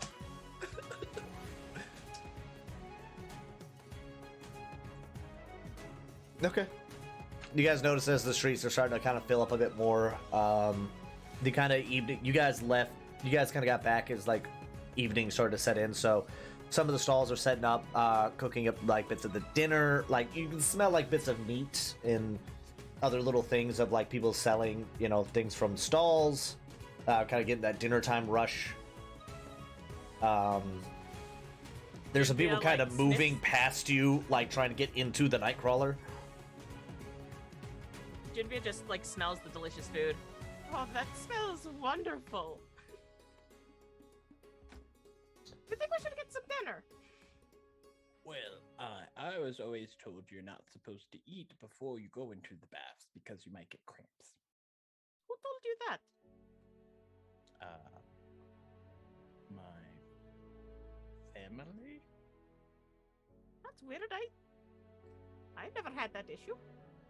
Yeah, I for also one. seen an arrow like snap on your back before, Jinvia. I think you might be good. You're the exception. I would much prefer to take a bath before I do anything else. Okay, but I'm really, really hungry. Nissa, you want to get a bite to eat with me?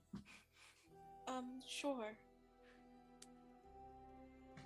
Felgrim, we're going to the baths. Okay, have fun, you two. And so the party splits. Oh no! All right. Yes, snaps, So payback. Belgrim, go ahead, roll me a d20, and Nissa, roll me a d20. 18. Did I say Bev? Oh. Every time you've been saying Felgrim's name today, I'm like, that's Bev Romney. I thought you with that. Then I'm like, oh wait. This is the first time I didn't catch myself. 16. 2. Okay, so we are gonna go The camera's gonna pan with Felgrim and Devramri as they start making their way to the bathhouse. Go ahead and roll me. Okay, well, actually, before you guys even start moving, do you ask for directions to where the bathhouse is, or are you just gonna kind of try to figure it out? Felgrim's gonna ask because he has Okay. no idea where anything is. That's And why I'm asking the question. Any really good descriptions. I mean, he didn't really tell you where it was. It's like, oh, well, we have bathhouses. Yeah. Yeah. All right, so you go up to one of the guards, and the guard can tell. Like, you go up and ask, and he's just like, oh, yep, right down there. So you want to head down the road, about 3 or 4 shops, kick right, and then just keep going that way, and then you'll hit the river. And so you got Thanks. River? Is it still attached to the city? Yeah. We have you see, like, water. You can kind of see, like, a bit of a waterfall going and coming through. It's like, yeah, the water comes. We have a channel up there. Water comes through, and then it rinses out. It goes down there, and then it goes out over there on the side of the mountain, and then kind of goes into the river. Meets up with another one that's actually on the outside, and Isn't that kind of considered running water? yeah. That's why we keep it. That's why the city's kind of built more over here, unless the water up top doesn't Okay. necessarily count. Any gestures to the blue skylight once again. That's a lake, so that's kind of more still water. So that one doesn't. I'm not going to lie. He's like, I'm not a vampire, so I don't really understand the whole rules on it. I'm just kind of. Yeah. Me neither, but the bat brought it up, and Well, yeah, I mean, running water. Yeah, I know running water is like traps their soul or something. I probably should know, but I honestly I'm just kind of here to you make sure just nobody. work here. Yeah. Felgrim's just gonna start walking. Let's go, Bev. So yeah, And so, as So- I walk away from the guards, sorry, Felgrim's gonna look at Bev like, you really think about this running water nonsense? go ahead, roll me a history check. Think. History is like one Not advantage. Not advantage. Yeah. freaking torques like 16. 16. You kind of have your basics of like vampire lore because you once again you know a thing or two about stuff.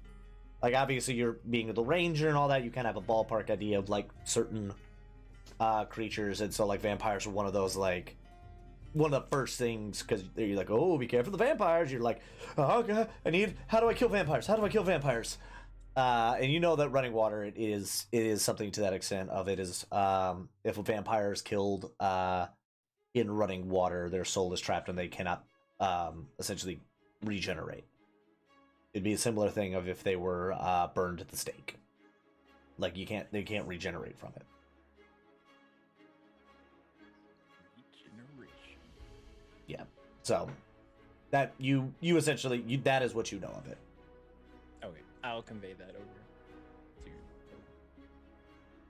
Makes sense. So, pretty much works same as so. Got it.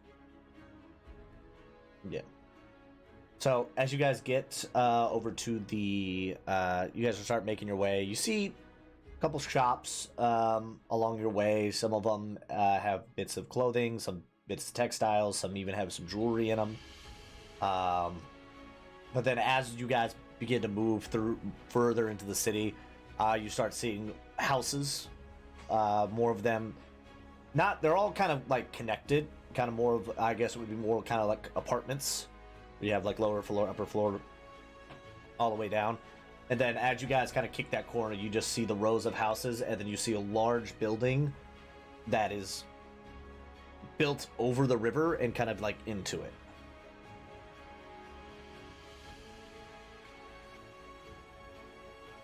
So like it's built, essentially think of it like a dock, except like the building is actually like goes into the river. if that'll make sense to like Yeah. visualize it. And you guys, I guess, are gonna continue walking. Yeah. Okay. Yep, heading to the least active portion of the river. Are you going into the bathhouse, or are you just going into the river? Oh wait, there's a bathhouse. Okay. Yeah, that was the building I just described to you, my good sir. Oh, that makes sense. Why it's in the water. Bev is still tired. Bev is so tired. So you're walking to the bathhouse? Yeah. Okay. So as you guys walk in, it's very serene. There's very like calming music. They have like little lockers set up, and then you see it splits between like men and female, men and women on the sides, and then behind the counter is a human female, ballpark 30s. She just kind of smiles up at you. Yes, what can I do for you?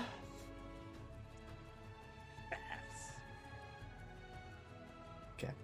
Will you guys require will you guys require lockers? Yes. Okay. She kind of slides two kind of funky looking keys towards you. The lockers will be in the. If you head into the men's section, you'll see the lockers along the side. That'll be your key to get them in and out.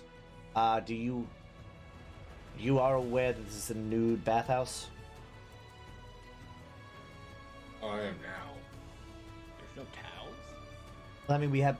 You are. Let me rephrase this. Nudity is fine to do here, but if you wish to bathe in undergarments, whatever it may be, that is also allowed. But just be aware, some people, newcomers, don't know that right away, so they get, culture shocked. But yeah, there will be. We can. Good to know. The towels are in the lockers, or you can simply pick one up out here on your way in. Oh, and how much? Are you just? How long will you be in? All right. Well, let me. This is relaxation or cleanliness? Cleanliness. That'll be a gold. Right. Relaxation is 50 copper.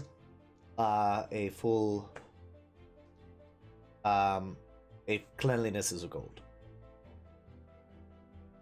It's 50 copper because it would be 5 silver, but they don't deal in silver here. Why? If we pay for the cleaning, for cleanliness, and then decide to relax. Oh no, that's fine. The cleanliness comes with soaps. Oh, okay. All right. Yeah, we'll go cleanliness. Okay. Do you have a preferred scent in mind? Bourbon. What? Bourbon? Like wood scents. Woods. I don't know what urban wood is. Sorry, we have lavender. We have lemon, and we have ash. Ash? Ash. And she hands 2 bars of soap and 2 washcloths to you guys. So yeah, that'll cover that. Feel free to keep the soap afterwards if you don't use it all. Usually it's not like a big brick, but it's kind of like just like one of those little sample kind of bars of soap. Like the ones you find in like hotels and stuff. Yes, exactly. Hotel bar soap. Oh, and my kid. Oh.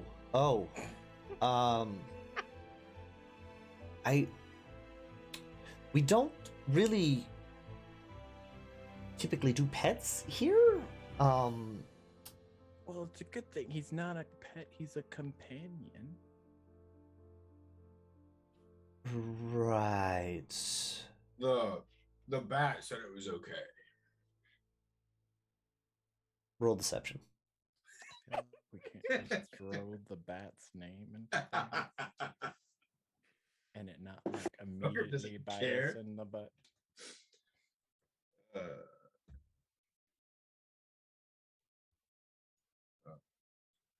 15.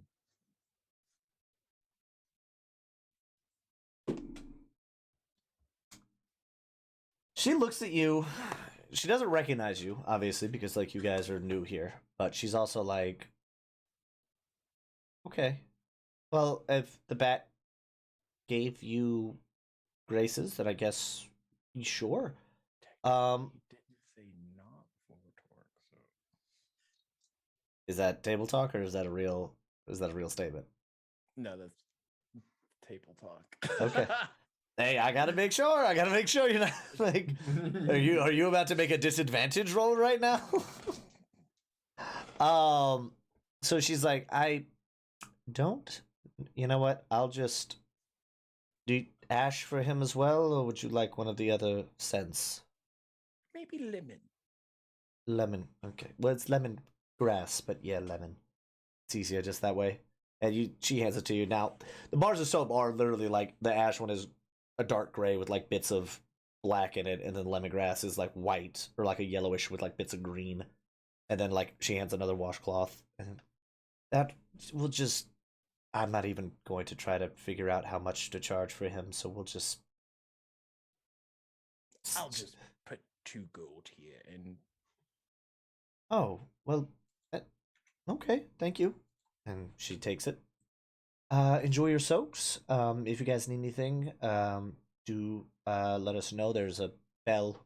Just hit it a few times, and we'll send somebody in. Oh, and if anybody has accident, I beg your pardon?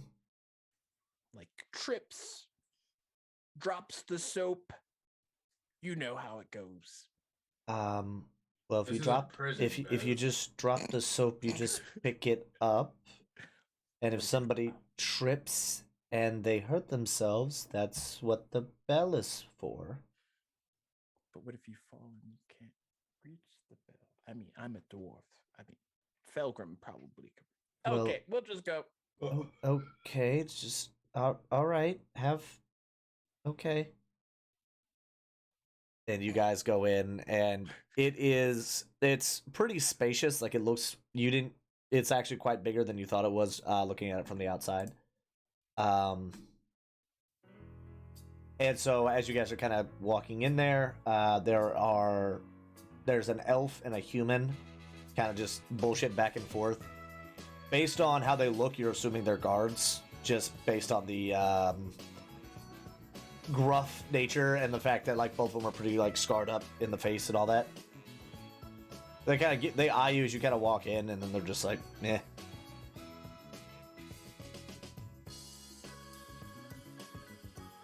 And while they are doing that, we are now going to switch gears and over to Nissa and Jinvia. So you guys decide you would like to eat. So you guys begin walking through the market. Like I said, there's a lot of smells. There's bits of meat, breads, pastries, all sorts of delectable deliciousness. Oh, where should we start first? Those pastries look pretty good. Let's go then. She like takes her hand, pulls her along. You pull up to the cart, and there's just a small gnomish man back there behind the counter. Ha ha! Welcome. What can I do for you today? Can we have 2 of these? She kind of points to the pastries. Oh, okay. Well, we have those are our plains. We also have lemon, and we have raspberry. The raspberry sounds really good, doesn't it? Here at Devin's I quite Devilish like- Delights, we aim to please. I quite like lemon. I'll try the raspberry.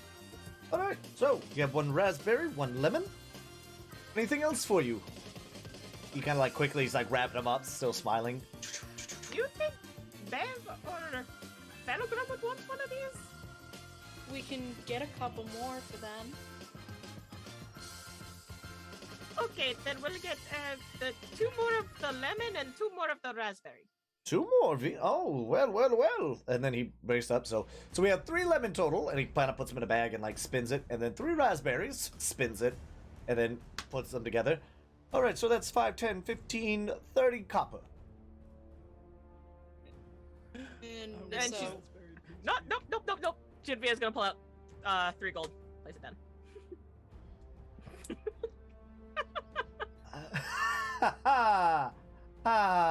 He slides 2 of the gold back, takes 1 of them, and then starts counting out the change, and hands 7, 10 stacks of copper. No. Keep it.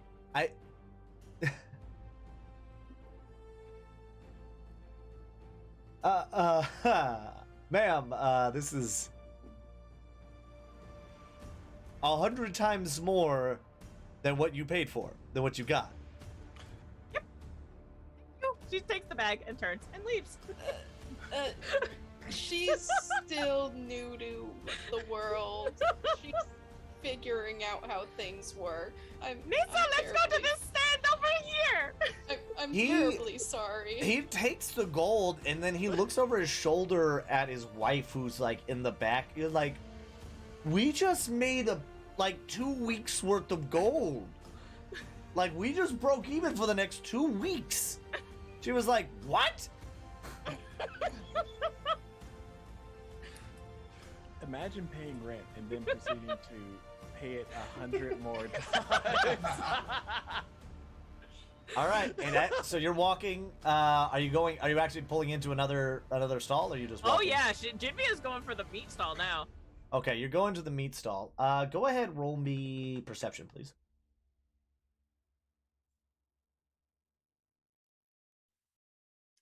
She's so enthralled with the selection of meat in this stand. 11. Go ahead, roll me a dexterity with disadvantage. Saving throw. Oh no. What? Jinvia, you're not supposed to fall. That's a nat 1 for a 3. Oh boy. Nissa, you see after you kind of explain to the gnomish man what happened, you see Jinvia like beelining it towards essentially what can only be described as like a kebab stand, where it's just like just big giant pillar of meat, and he's just and a guy just shaving off bits of it as he's going. She's like beelining it there. And then out of nowhere, you see a carrot just smack her in the side of the head. A carrot? You got hit by This is just like shocked, and she's gonna go over to Jinvia. Jinvia, are you all right? What is that? I think it was a carrot. A carrot? How did the carrot end up by my head? You! Your eyes are bad! You need carrot! And another carrot comes flying at you. I can't. Oh no! Eat your carrot! It's coffeeception. Nissa, I need you to make me you see it coming. Make me a dexterity saving throw with advantage. As you go you can either try to move out of the way or try to catch it. I'll let you kind of pick how you want to do it. I think Jinvia, like, seeing this old woman throwing Hold on. carrots- This is carrot number 2. You got hit with 1. 2 is coming at Nissa. Alright, fair. 50 Shades of Coffee. Sorry, wrong book.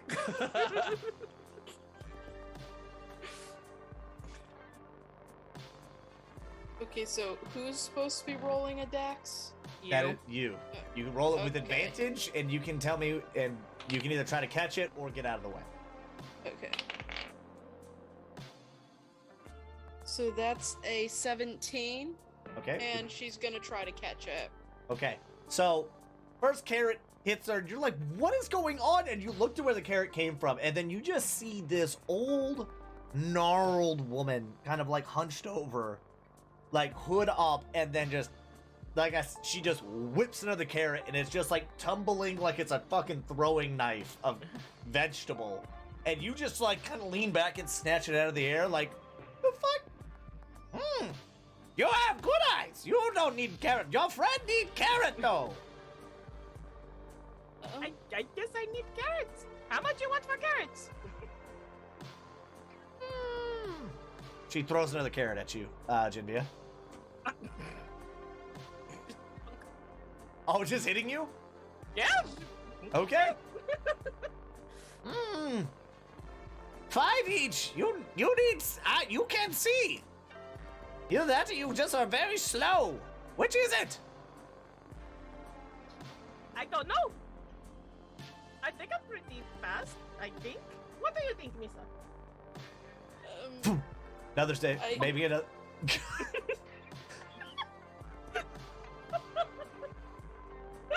Nissa, would you like to try to like catch this one as it's going to hit Jinbia in the side of the head, or? She's going to try to catch it. All right, roll me a sleight of hand. Or acrobatics, either one. Whichever's higher. They're the same. Okay. A 13. 13. You go to catch it, but like you just kind of deflect it a little bit, so it doesn't hit her square in the side of the head as she turned to look at you, but it does like bing off the top of her head. That was too slow. That's 20 copper. They're 5 copper each. The special carrots. Oh, how are they special carrots? Well, you see, they come at you, and if you get hit by them, it says that you need better vision. Are you hearing this, Nisa? Vision's great. She caught it. She knew. You, bad. You got it 3 times. Very bad vision. You need to stop okay. looking. Stop And she, having head in the pulls out clouds. her coin purse and just starts counting out gold, like. What? I don't think you need to use that much, Jinbia. 20 copper. She said 20. Not gold, copper. What is that in gold? Oh dear. 0.03. 0.02, sorry.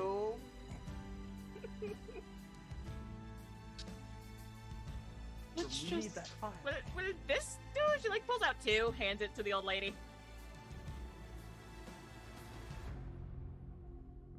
I think that You is a yes. see- Okay, you see she her picks up the grin. carrots. You see her grin, and she's got like 7 teeth in her whole mouth.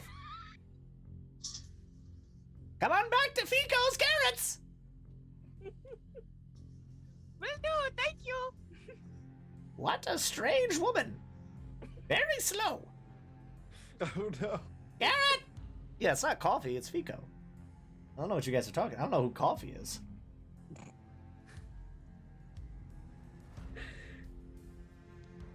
God. Oh, trust me, originally it was going to be a tomato. There was a tomato! Tomato, potato, same thing. But I was like, a carrot's funnier. Now we just need a campaign with all the old people Don't do it. Don't do it. out just That's a doing fucking, old people thing. that's a stretch goal, my guy. Why They're all are just they going to throwing the carrots garden. and potatoes? They're just going to the garden. You have to, yeah, it's like, we have to make it to the garden, and then like, there's this, like, the council of stall sellers. There's one with cabbage, another Not the Council of Hags. council of hags, each one with their own vegetable. Like, there's just some guy there who's just like, I'm not a hag, but my cabbages. Oh no. Every time you get in a battle, his cabbage cart gets destroyed. My cabbages! Every time! I moved to a new city! And every It's always time... the same kids breaking his cabbage cart. How are you following me? My life is just a series of bad jokes. Okay, so yeah, you after the carrots, so now you have 6 pastries, 4 carrots. 5 carrots, actually. is it for? I'm That was bad at 4. math. Yeah, because 3 got thrown at you, and then 1 got thrown at Nissa. But I thought the old woman was like, you need 5. I mean, she could throw one at you as you walk away. Sure. Thank All right. you. Take this one too! The one you catch is like ridiculously sized. Like it like Nisa, look at this carrot. It's quite the carrot. I love it because that is exactly the response that any normal person would like. Yeah, that's a big old carrot there.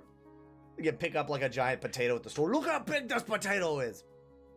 Yeah, that's a big potato there. All right, so you guys, so you're going to the meat stall. All right. In front of you is you have the large rotating skewer of meat.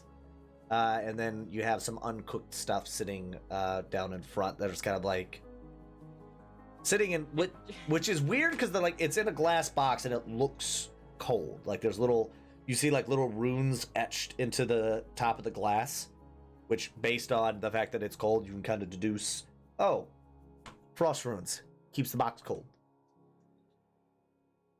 Genevieve's mouth is just watering right now. She's just waiting. Yes, my dear, what can I get for you? What do you have exactly? Well, we have our lovely rotating goat here. We have we have lamb chop, beef side, pork belly. We have rump, and then we have full bird. We have 2 chickens. I will take a bit of everything. It all looks wonderful. When you say a bit of everything, what do you mean?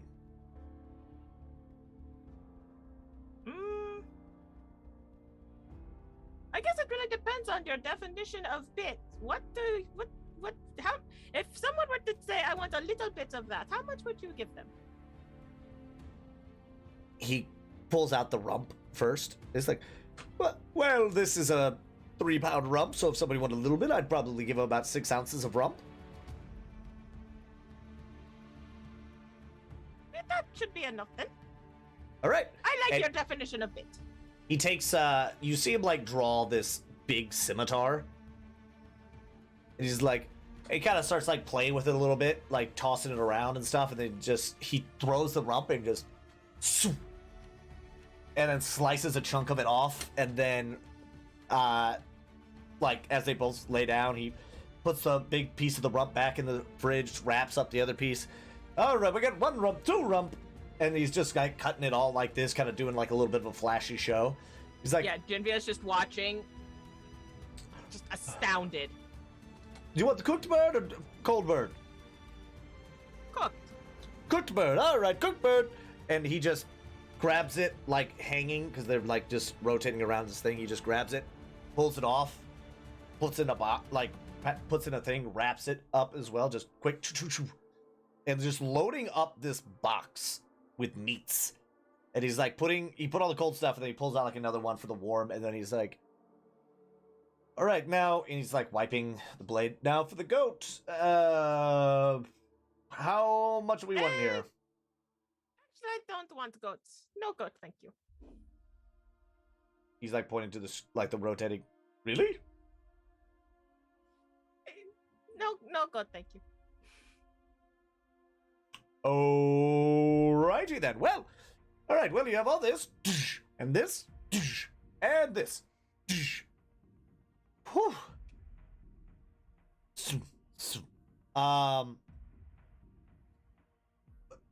Anything else? No, that should do it. Unless you want something, Nisa. I think I'm good. Right. Everything here. There is. It'll be about 5 gold. She takes out her purse, starts counting it out. You were the first person who actually asked for a specific amount of gold. Here you go. Well, yeah. I mean, you did just buy a lot of cuts of meat here. Like, this is not cheap meat to come by. But yeah, most things here cost some copper. What do you think? Like, we're not all made of money here. And he was like, he kind of scrapes it off, and then he looks at you, and he looks at the bag, and he's like, what exactly do you do here? Well, here, nothing, actually. Right.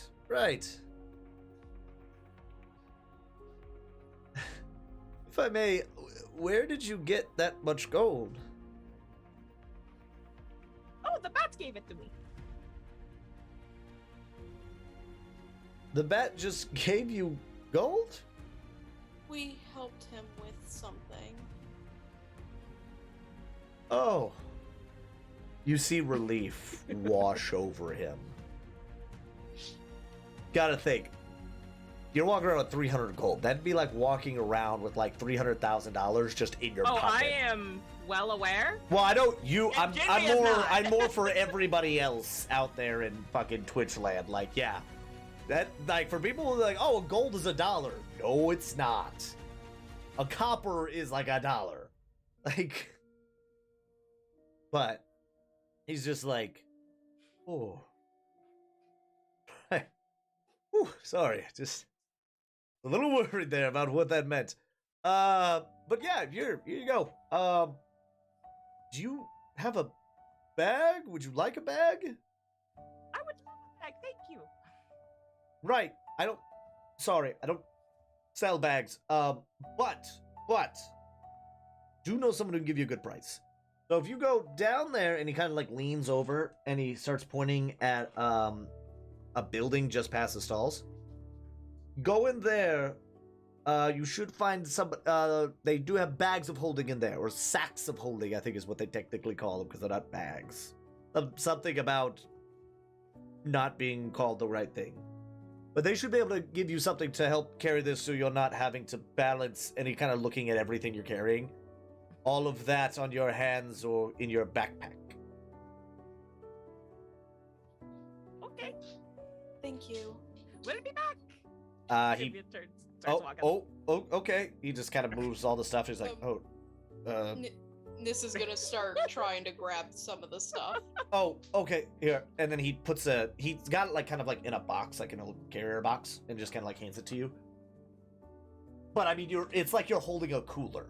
You essentially have like a cooler of meat in front of you. Like, that's what he was like, do you have like a bag of holding or something? But yeah, you're now holding a cooler of meat. And she's gonna follow Jinbia carrying this cooler of meat. Jimmy is on a mission right now. You see Fico just like lurking at you. That's a lot of meat.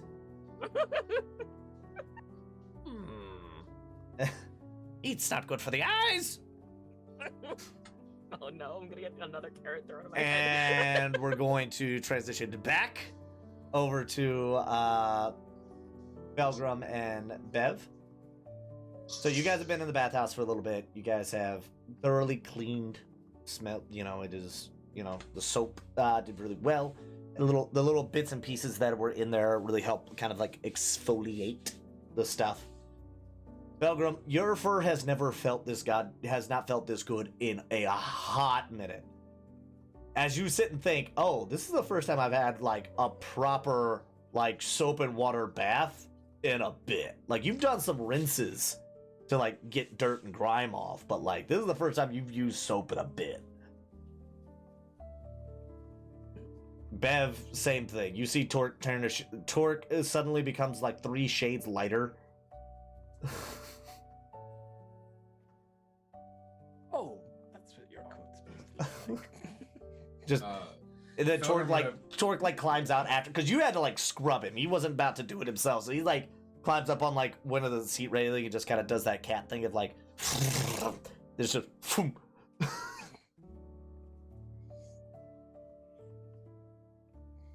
all right. I will say, Bev, I haven't felt this good in a long time. I don't think I've had a proper bath since back at the monastery. I've always heard about bathhouses. Never actually was able to go to one.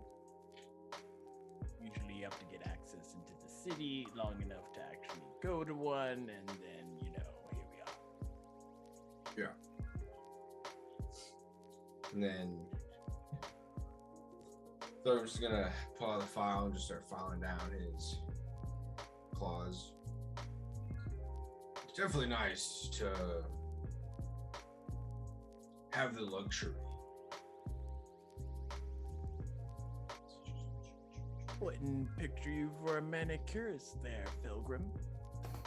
I'm usually not, but Reyes was quite adamant that I at least file down the jagged parts of my new claws, if you will. I mean, she's got a good eye. Although I picked up on something. What? You get a little bit like, you know, more wobbly than normal when you're around her.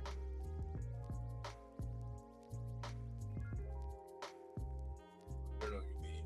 I'm always wobbly. I'm drunk. I'm always drunk. I intend to keep it that way. Yes, but then there's, you know, when you drink a lot and then like something happens and for like a second you're like completely aware of your senses. Yeah. It's almost like that, but you're flustered, so it's like another form of drunk. Well, of course I was flustered.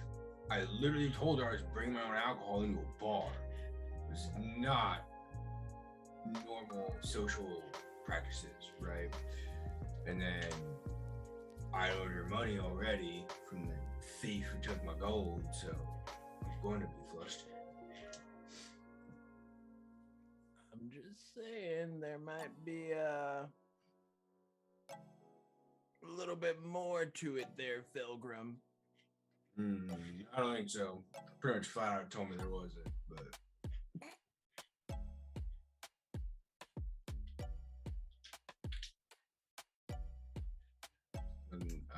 so I'm just gonna start drying off Okay. and work on getting dressed. Okay.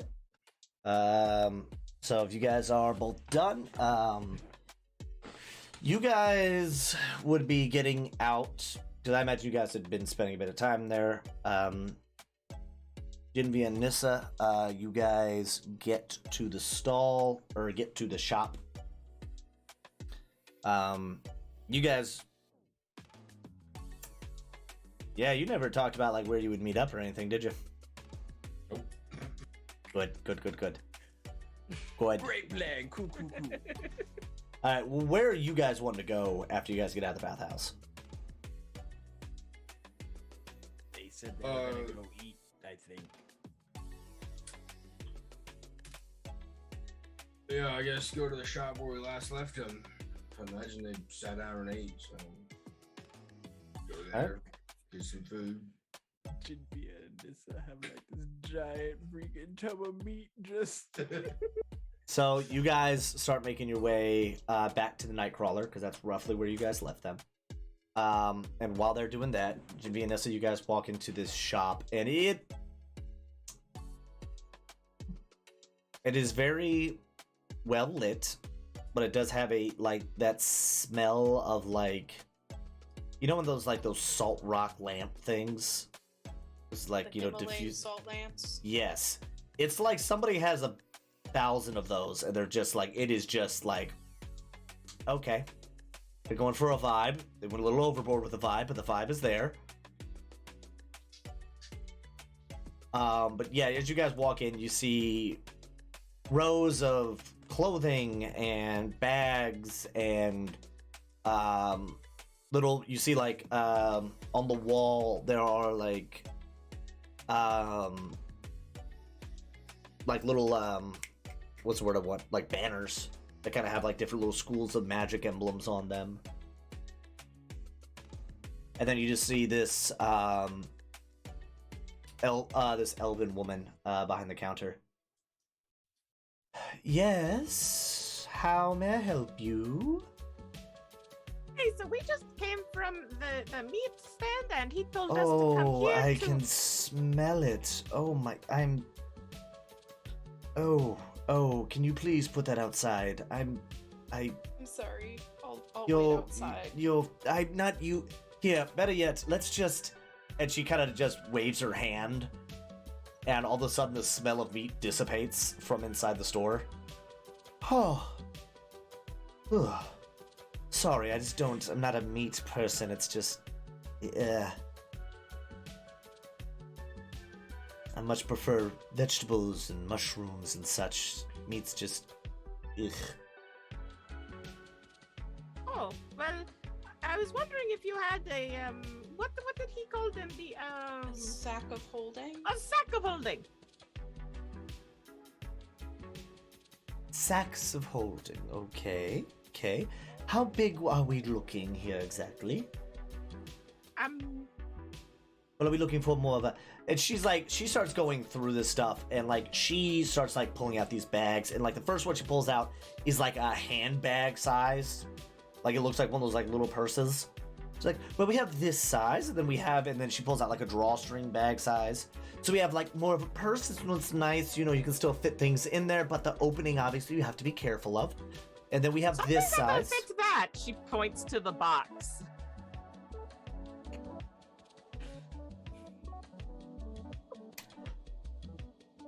Do you mean the whole thing, or like just the stuff inside of it?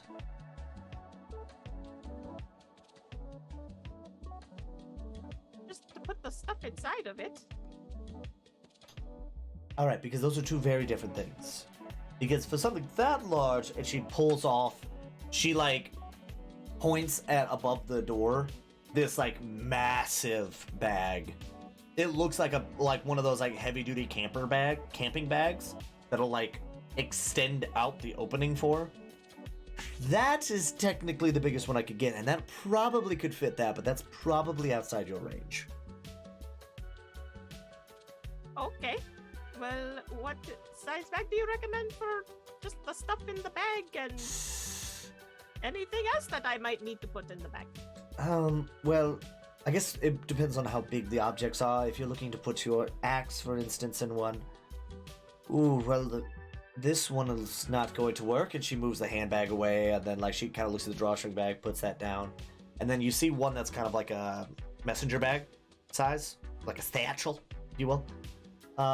This might do the trick for you. Let's see. If I may be so bold, could you just put the meat in here, please? Oh, sure.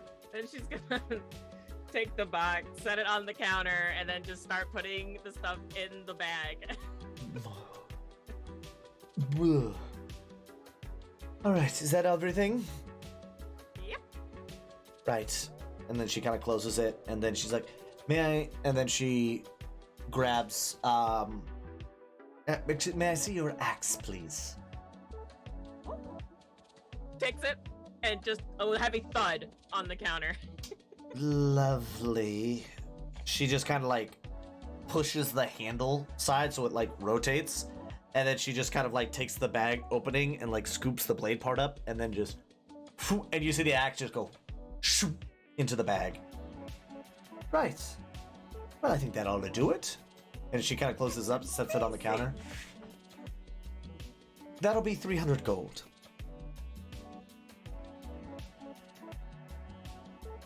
She opens up her bag.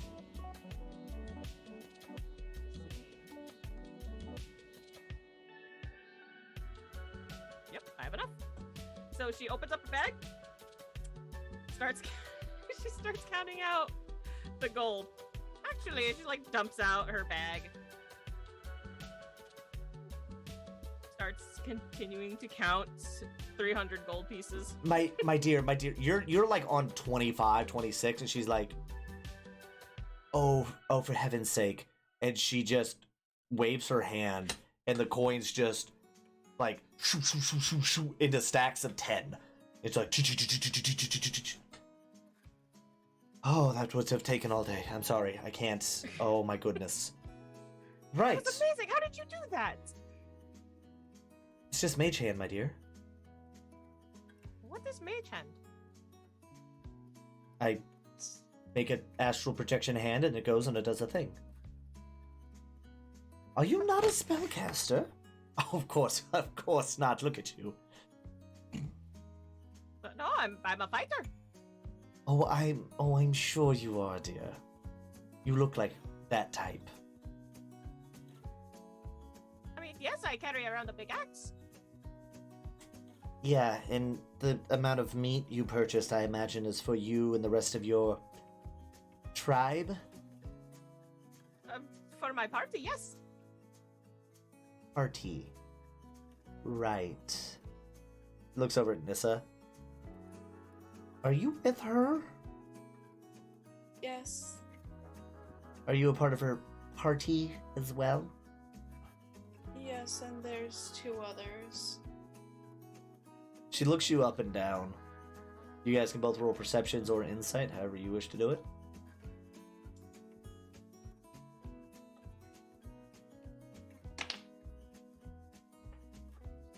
That is a nat 20 for a 28. That's a 12.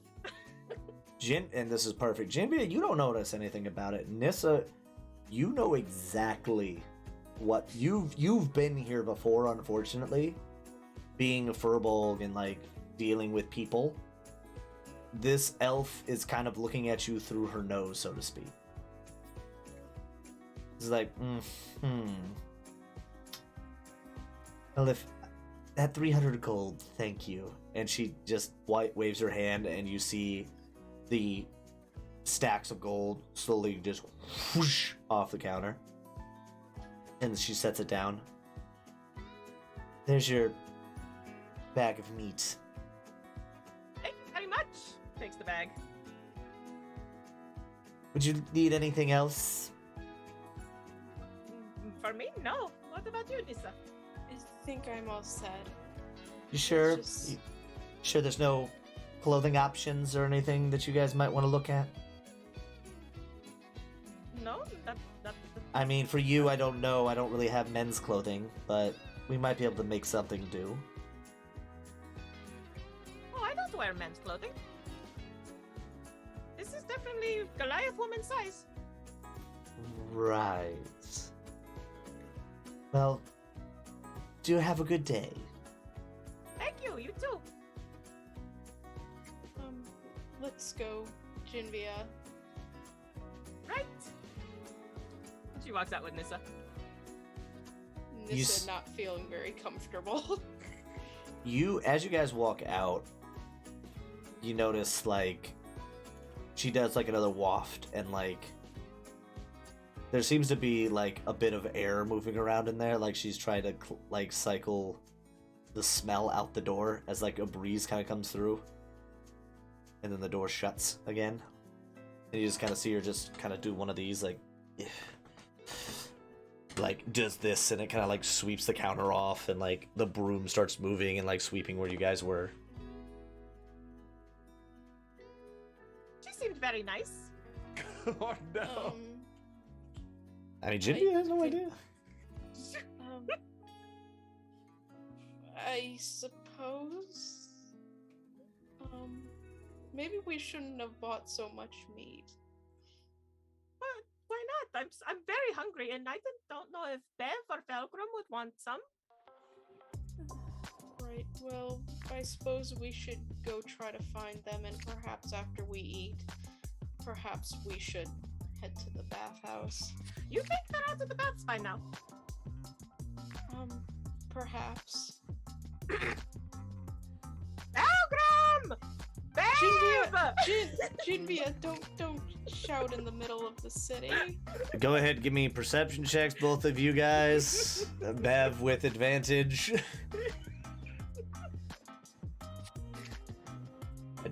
I'd give you double 25. 12.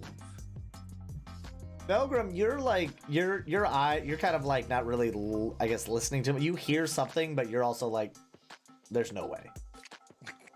Torque hears Jinbia clear as day, and like just kind of leaps in the air, and he he's not like the fur hasn't quite laid back down properly for him, so he kind of looks like poofier. And he just kind of flies up a little bit. Jinbia, you see Torque, and he looks like he's roughly at where the Nightcrawler was.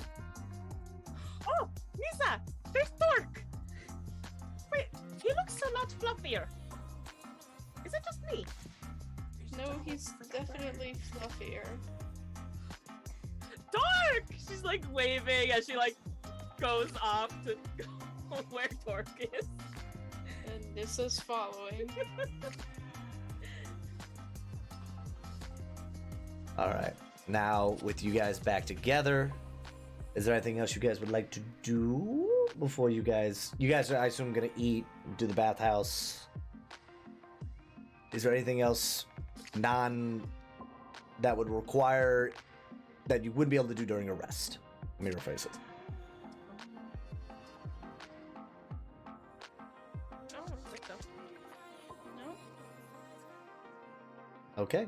Then what we'll do is, we'll say you guys got rooms, and you guys can take a long rest now. Considering you guys are still beat up from the fucking previous episode still. So you guys end up getting some rooms nearby, not at the Nightcrawler, but there's some like motel-esque looking place next door, where you guys end up 2 rooms or 4 rooms. Nissa would have been fine with sharing a room. Nissa would have been fine. What about Jinvia? Or Jinvia, sorry. Nissa would have been fine. Nissa would have been alright with it too. See, do I know my buddy or do I know my buddy? We had a Damian Michael situation happening. Bev and Felgrim? Yeah, I would mind. Okay, so 2 rooms then.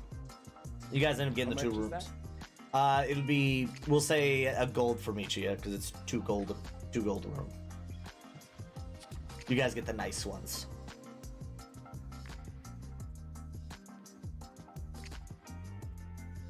And with that, that is where we will leave it. I don't see no cliffhanger, nothing like that, nothing messed up. I didn't get no word back from my boo.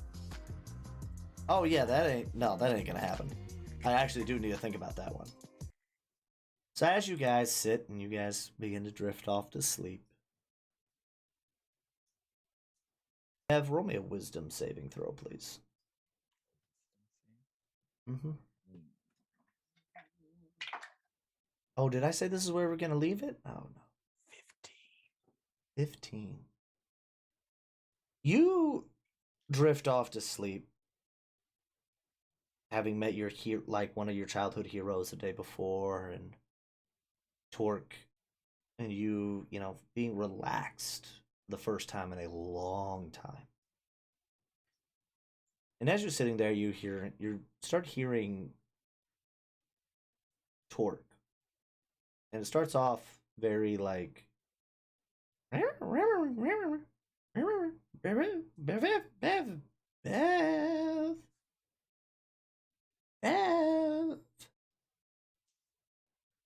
One of these days, you're gonna have to understand what I'm saying.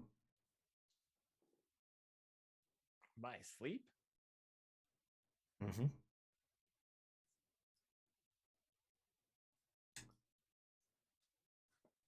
You still hear it in your head. Do you do anything, or you just let him?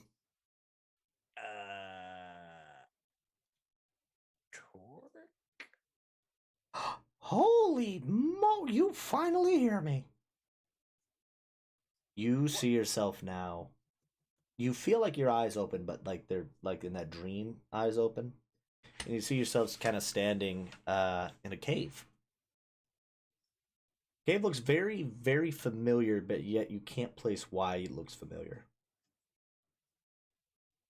And standing next to you is Torque, but not tiny monkey Torque. Torque is your height. He's still a monkey. Mm-hmm. Still looks the same. He's just bigger. I was wondering how long it would take for you to finally start hearing me. You haven't exactly been talking English, but or a common, but Oh, well, I'm so sorry that I can't speak common. Isn't that the whole ranger thing? You understand what I say? And I'm maybe if I supposed to did- understand common, right? Because I'm supposed to understand it, but you can't barely understand that when I say squawk, squawk, squawk, that means, hey, there's bad guys over there. oh, mm, Look, so, it's so all how right. long have you been trying to talk to me? About 4 years now, I think. How long have we been together? About 4 years now. I Yeah, think. about 4 years now. Could give me like a signal or something. I tried, and you kept thinking I was trying to do magic. You do magic. Whoop! I don't. I mean, yeah, but I was first trying to do it, and you were like, "Oh, look at the cute monkey trying to do the magic hands." It took everything I had not to kill you. That's I- metaphorical, right? Sure. Inside joke. Before you could do that, you suddenly the cave starts to things start moving in the cave. You see 3 humans walk in dark cloaks, and they start setting candles down. Do they look like they notice us, or Nope. and are we in a position for them to notice us? Mm-hmm. You guys are standing like dead center cave, not hiding anything. They're like, you don't know whether they just haven't noticed you or like if they just are ignoring you because like the candlelight is shining on you guys. These friends of yours? Not really mine. I guess they're kind of your friends, but not really your friends. I don't know who these people are. Well, of course you don't know. Well, you're supposed to know. What do you mean I'm supposed to know? You're supposed to know who these people are. Just as a quick reminder, how old is Bev? Bev is Like 20 something, right? No, he's 92 in dwarf. I don't know what that is in dwarf years. So like maybe he's in his dwarf 20s. So he's 90? Yeah. Okay. Well, yeah, you should. You mean tell me you run around with centaurs for like 90 years? Yeah. Centaurs live for a minute, right? Not that minute. Your parents would be long since dead. I'll tell you that much. Anyway. Maybe I'm like, anyways. Anyway, we'll retcon age-wise here in a little bit here. Mechanics, don't worry about it. I'm actually 29. It's like I have been 25 for 45 years. So as you are standing there, you see 2 dwarves walk in. One male, one female, holding a child. As you are standing there, you hear them. You can't make out what they're saying, unfortunately. You try to like listen in, but nothing is. It's all kind of coming through like Charlie Brown, just that.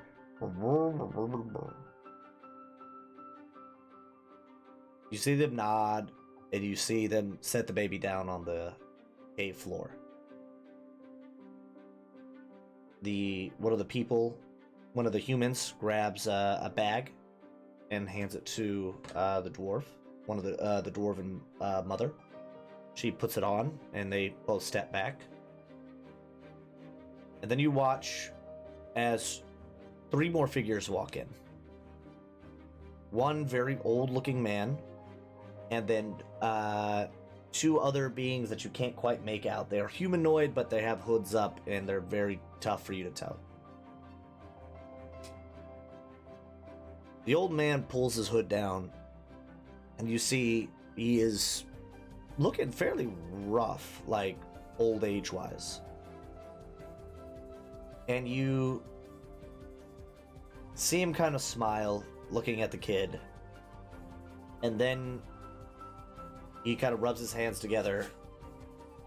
And you see him begin to kind of, as his hands move, you see runes begin to appear on the floor, surrounding the child. The three humans all slice their palms and press them down into the runes.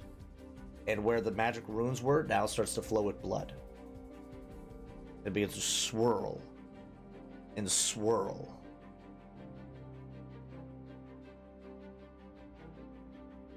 Torque, standing next to you. Any of this ringing a bell?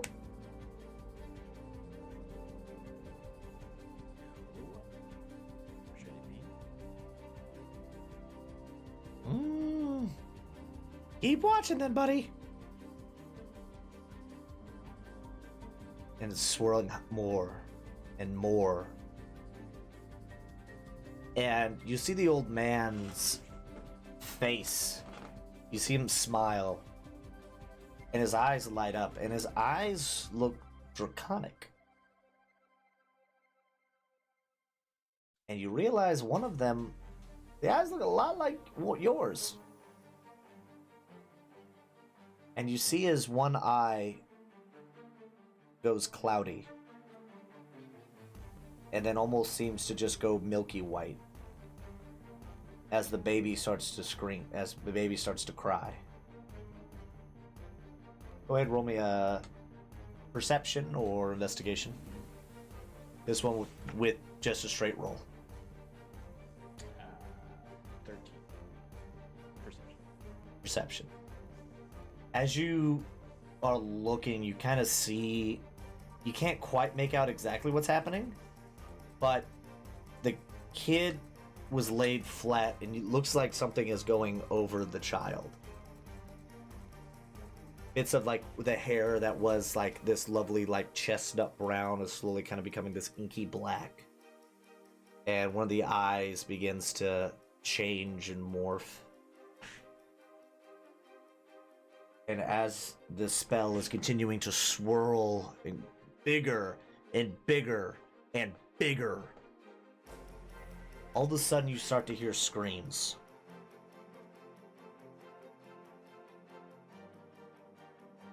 The two individuals standing next to the old man turn and draw swords. The two dwarves turn and you see as they're both cut down. The humans who are standing in the circle cannot move as their hands are still placed. As you just see paladins charging in. With that 13 in the perception, you can see with the candlelight, you don't recognize them. They're not anything new, but you notice that they are all black with a red half circle on their chest. As they quickly then begin to move in, the old man notices them and tries to yell at them to stop, but they are on a mission, and they begin killing the three humans. The old man falls, collapsing, looking even more frail than he did walking in, while his two guards push off the two the paladins. I forgot to take the vocal music out. But they start slowly pushing more. They start pushing out, and one of them scoops up the old man and begins running out, slicing a few of the paladins as they go, killing 2 or 3 of them as they begin to push out, dimensioning door away.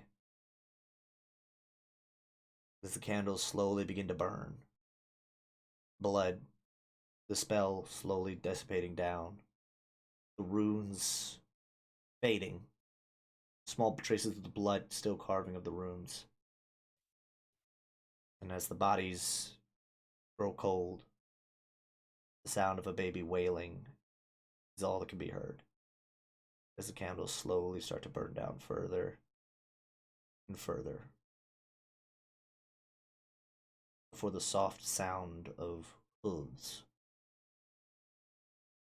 begin to sound. And that is actually where we're going to end it, mechanics. So thank you guys so much for being here. This has been Legends of Noia. Unfortunately, due to me PCSing and leaving the UK, this will be the last episode that we do for a little while. We are not done. Just taking a little break. This is not a goodbye. This is a see you later, okay? Promise you guys. So we will be back in roughly the June time frame, where we will pick up. I might try to, depending on setups and situations, I might try to just do a low budget Noia, if that makes sense.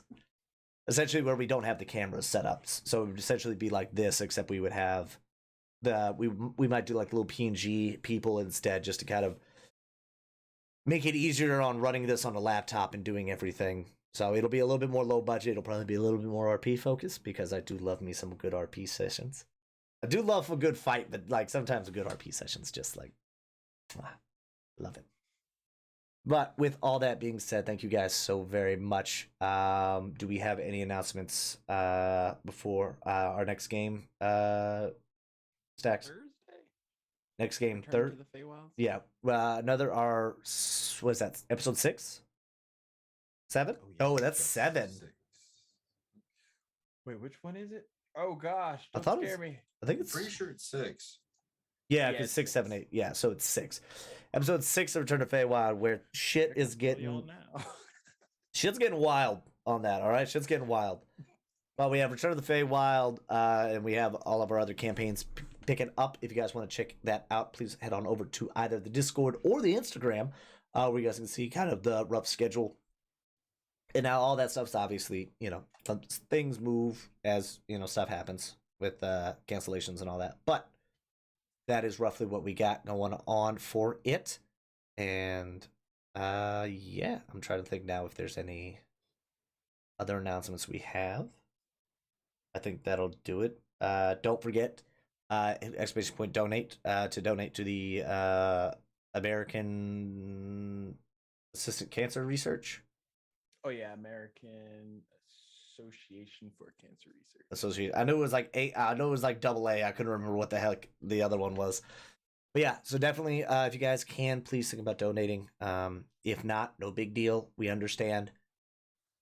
Simply sharing out that link, whether it is, Facebook, Instagram, Twitter, whatever it is, even if you only have 5 followers, guess what? That is 5 more people that have seen it than had seen it prior. And so with all of that, I think that does it for myself. I have been FNH Paul. That has been Judgy DM, Glittering Moon Elf, Super Dog 18, and of course, Queen Corvy. And until next time, have a good one. Stay safe. And thank you so much for your time.